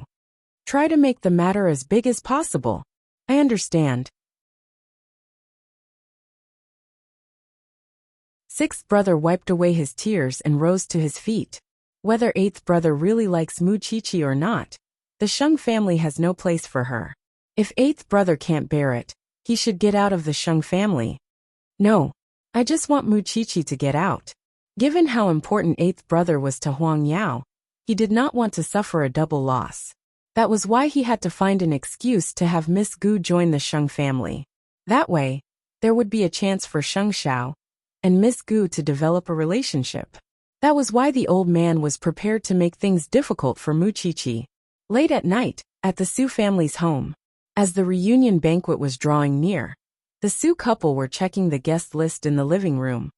while Su Yihong was beside them to see if there were any guests they had missed. Soon, Jing Yun led Sheng Minglan into the main entrance of the Su family's home. Seeing that everyone else was present, he sat down with Sheng Minglan across from her father and brother. "Feng, you're back. How's work?" "Everything's fine, mother," Jing Yun said. After all, after he had punished the troublemaker colleague, the other pretentious scoundrels were much more discreet. At the very least, they would not dare to trouble him openly. "You don't know, mother, but the head of the purchasing department told me that third brother is astonishingly capable." Su Yihong smiled at Mama Su even as he sipped his coffee. "That's good." Mama Su was pleased, and kept her head down to check the guest list. Even so, Jing Yun's gaze fell upon Su Yihong's coffee cup. "I think I'm going to transfer third brother to another department soon. Third brother, third sister-in-law, dad, mom. I'm going to rest." With that, Su Yihong took his coffee cup to the kitchen. But he did not wash it. He went straight upstairs after he left the kitchen. Jing Yun shot Sheng Minglan a look and said, "Minglan, could you get me a cup of water?" "Wait for me." Sheng Minglan understood Jing Yun's meaning, and went into the kitchen to hide the coffee cup Su Yihong used just now, replacing it with a similar one. Then, she took some hot water, and left the kitchen for Jing Yun. "Stay with mom and dad for a while. I'm going up." "All right." Sheng Minglan did not touch the cup, because she had covered it with plastic wrap, and carefully took it out when she returned to her room. Soon, Jing Yun followed her upstairs as well. His eyes darkened when he saw the cup. "But I haven't gotten your father's yet. Otherwise, I could have given it out later. What do I need my father's for?" "Mine will do," Jing Yun told Sheng Minglan. "But I need an excuse to leave." "That's easy. Just say that eighth brother called for us." Jing Yun nodded and washed up as usual. But soon, he brought Sheng Minglan downstairs. "Where are you going?" "Auntie, eighth brother wants us to go to Jingting. We'll be right back." Sheng Minglan quickly explained to Mama Su. Mama Su nodded. "Don't be late." Upstairs, Su Yihong watched as the two left, but did not suspect that the coffee cup he used just now had been swapped. He was aware that Jing Yun was a schemer, but did not know that Jing Yun was trained by Xing Xiao, and he was not just smart on the surface. The two promptly sent the sample to the identification center, and the outcome would be clear once they verified that Jing Yun and Su Yihong were biological brothers. The reunion is in a few days, and the results would be out. "What do you plan to do then?" Sheng Minglan asked Jing Yun, although she was actually worried about him. "As long as he doesn't bother me during the reunion, I won't embarrass my parents. We'll talk about it in private," Jing Yun replied, looking at Sheng Minglan. "Moreover, I have to set up a trap to get evidence that he abandoned me."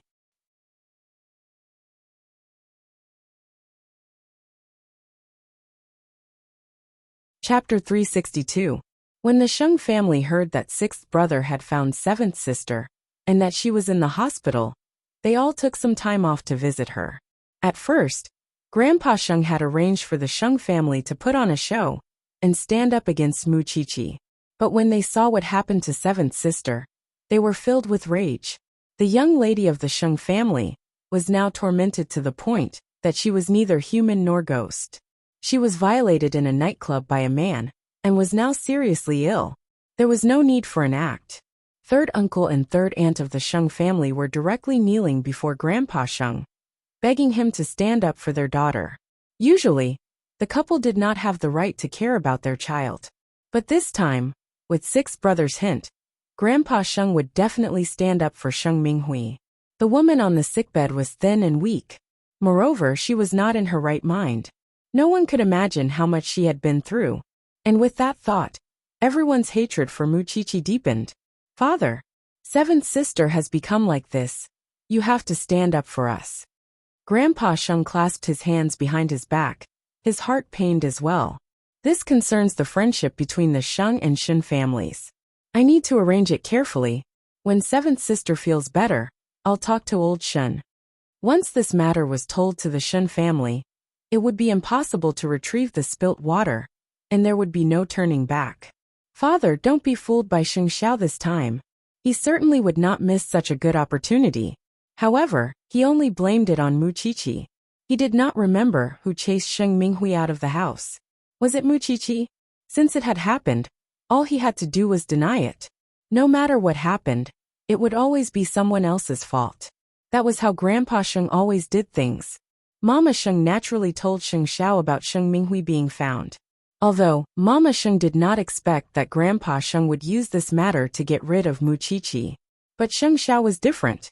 Judging from Grandpa Sheng's recent actions, he knew that Sheng Minghui being found would be the best excuse for Grandpa Shen to lay his cards on the table with the Shen family. After all, Sheng Minghui was seriously injured. Mother, there's going to be a lot of drama at home. What do you mean? Grandfather has taken a liking to the young lady of the Gu family to replace Chi'er, now that seventh brother has been exposed. Do you think he will miss such a good opportunity and not take advantage of it? Mama Sheng was shocked after listening to Sheng Zhao's analysis. No wonder. After visiting seventh sister today, your third uncle and third aunt talked excitedly with old master for the whole afternoon. Do you have a plan? Let the old man do what he wants. Sheng Xiao said. If he wants to look for old Shen, let him. If he wants to make things clear, let him. Anyway, he doesn't care about what I think. Why should I guard against him? But you're just going to let the old man dissolve your relationship with Xiao Qi.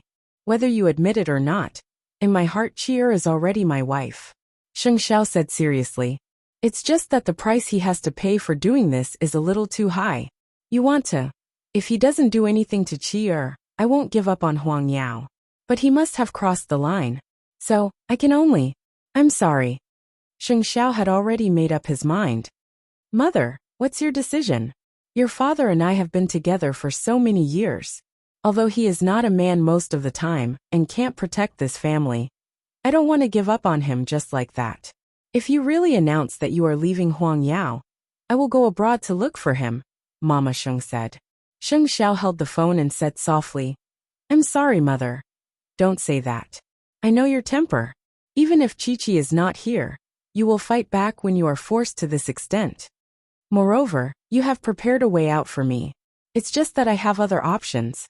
No matter what, just do the ideological work for the Shen family. You can let go of the Sheng family. Thank you, Mother. Xiao Qi is still in the dark. You have to make it clear to her. Don't let her misunderstand. Sheng Xiao was very clear about that. Now that the matter was pressing, he naturally had to be prepared in advance. After the call, Sheng Xiao hung up and told Muqiqi, who was writing the autopsy report at home, pack up. We're going to the Shen family. What time? What happened? Muqiqi put down her laptop and stood up, looking at Sheng Xiao who was changing his clothes. You will know when the time comes. It was late at night and it was winter. When Huang Yu saw that they had arrived at the Shen family's house, she put a blanket over them. It's so late. It's freezing. Your father and grandfather are already waiting in the study. Go. Thank you, second aunt. Muqiqi tightened her grip on the blanket and followed behind Sheng Xiao. She seemed to have sensed something unusual in the atmosphere. Since they had called before, Shen Jianchuan and Grandpa Shen were waiting in the study. When they saw them, they asked, What's the matter? Why is it so urgent that we have to meet tonight? Muqiqi really wanted to know as well, but from the look in their eyes, it seemed that she had kept many things from them. Sheng Minghui was found, but she didn't end up well. The Sheng family blamed it on Chi'er, which is why Grandpa Shen wants to use it as a pretext. Sheng Xiao explained to them, That's your family's business. Why are you coming to me? Grandpa Shen snorted. How could he be happy that Sheng Xiao could not settle the Sheng family after so long? If there are no accidents, Grandpa Shen will send you a visiting card tomorrow. Then, he will use Sheng Minghui's matter to call off my engagement with Chi'er. Well, Grandpa Shen was furious. Does he think the Shen family is so easy to bully? Grandpa, don't be angry. If Grandpa Shen wants to have a showdown with you tomorrow, you just have to fall out with him. If that's the case, your marriage with Xiao Qi is over. Grandpa Shen said, pointing at Muqiqi. Sheng Xiao and Shen Jianchuan looked at each other and smiled. Meanwhile, Shen Jianchuan spoke up. Father, since when is your grandson-in-law someone who suffers losses? If the Sheng family refuses to accept Muqiqi, You should be magnanimous and accept him as your grandson-in-law. Grandpa Shen was shocked when he heard that. He looked at Sheng Xiao in disbelief. You are willing to marry into our family? I'm with Chi anyway. Is there a difference if I marry her or she marries me? Sheng Xiao smiled. That's not all. Shen Jianchuan continued. You know that I've established Zhongting Military Industries, right? But you probably don't know who my partner is.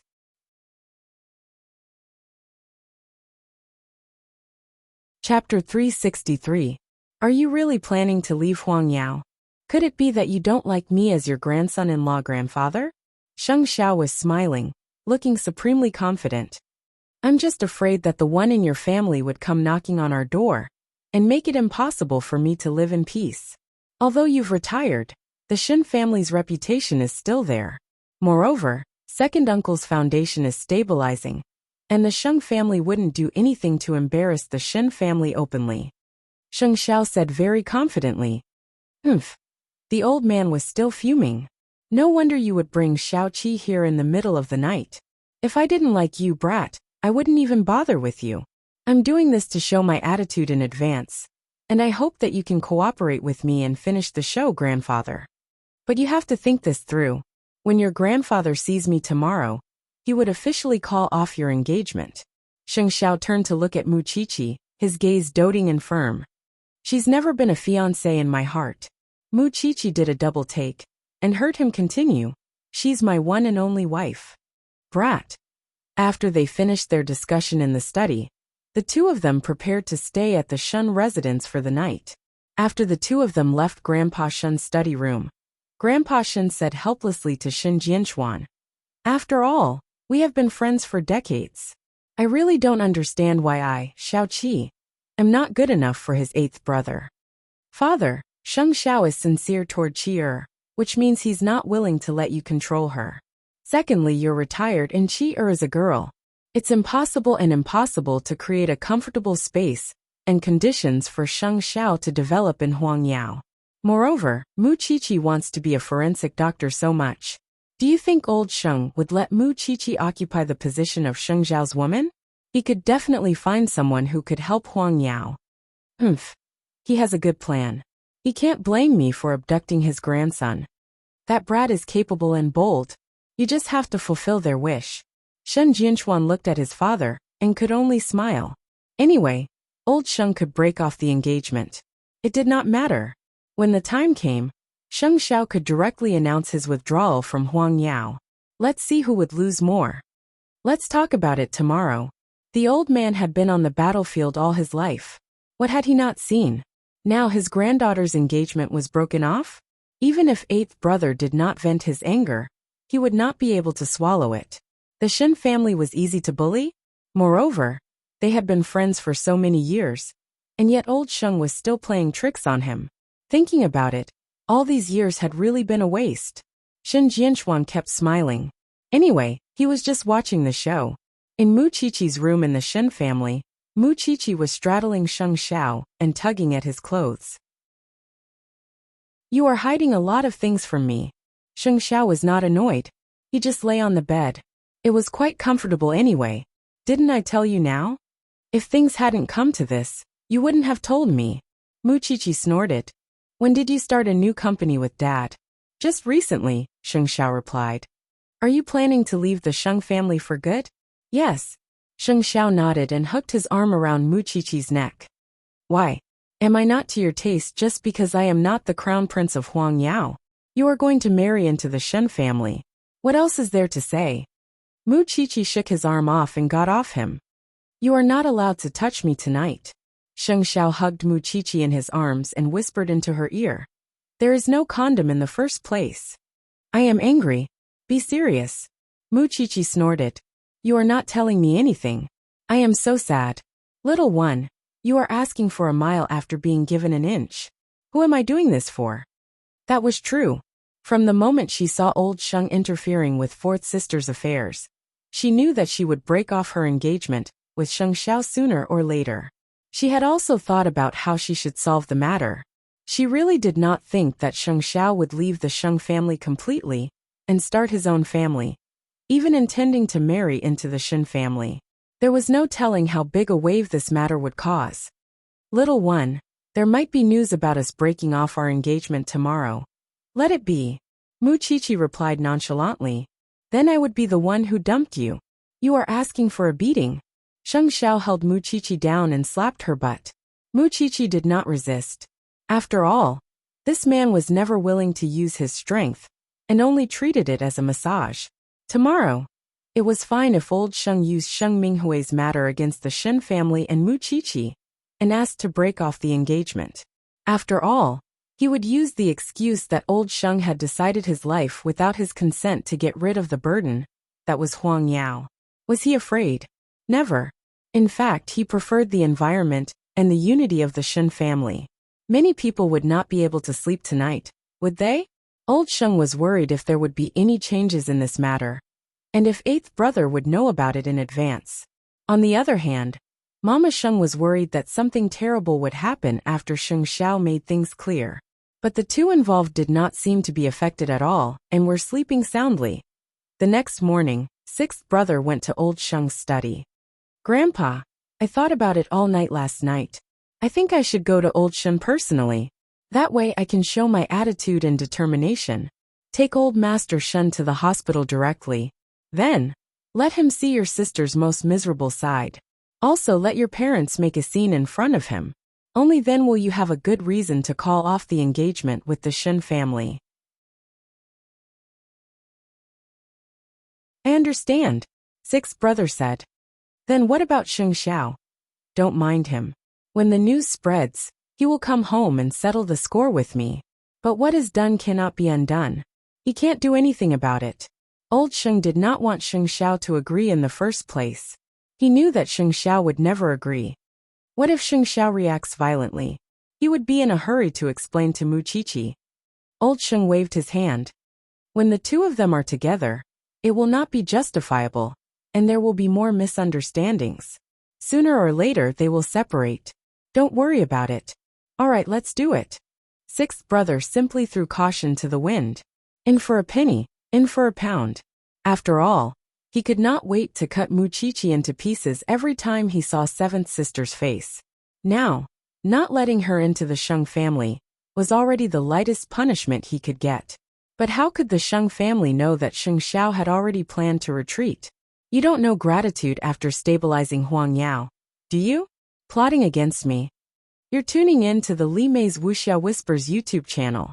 We're so grateful for your support, and don't forget to subscribe to join us on this incredible journey through captivating stories. Your generosity through donations truly makes a world of difference, as it's the primary source of revenue that allows me to expand and enhance this channel for you. Thank you from the bottom of my heart for being a part of this adventure.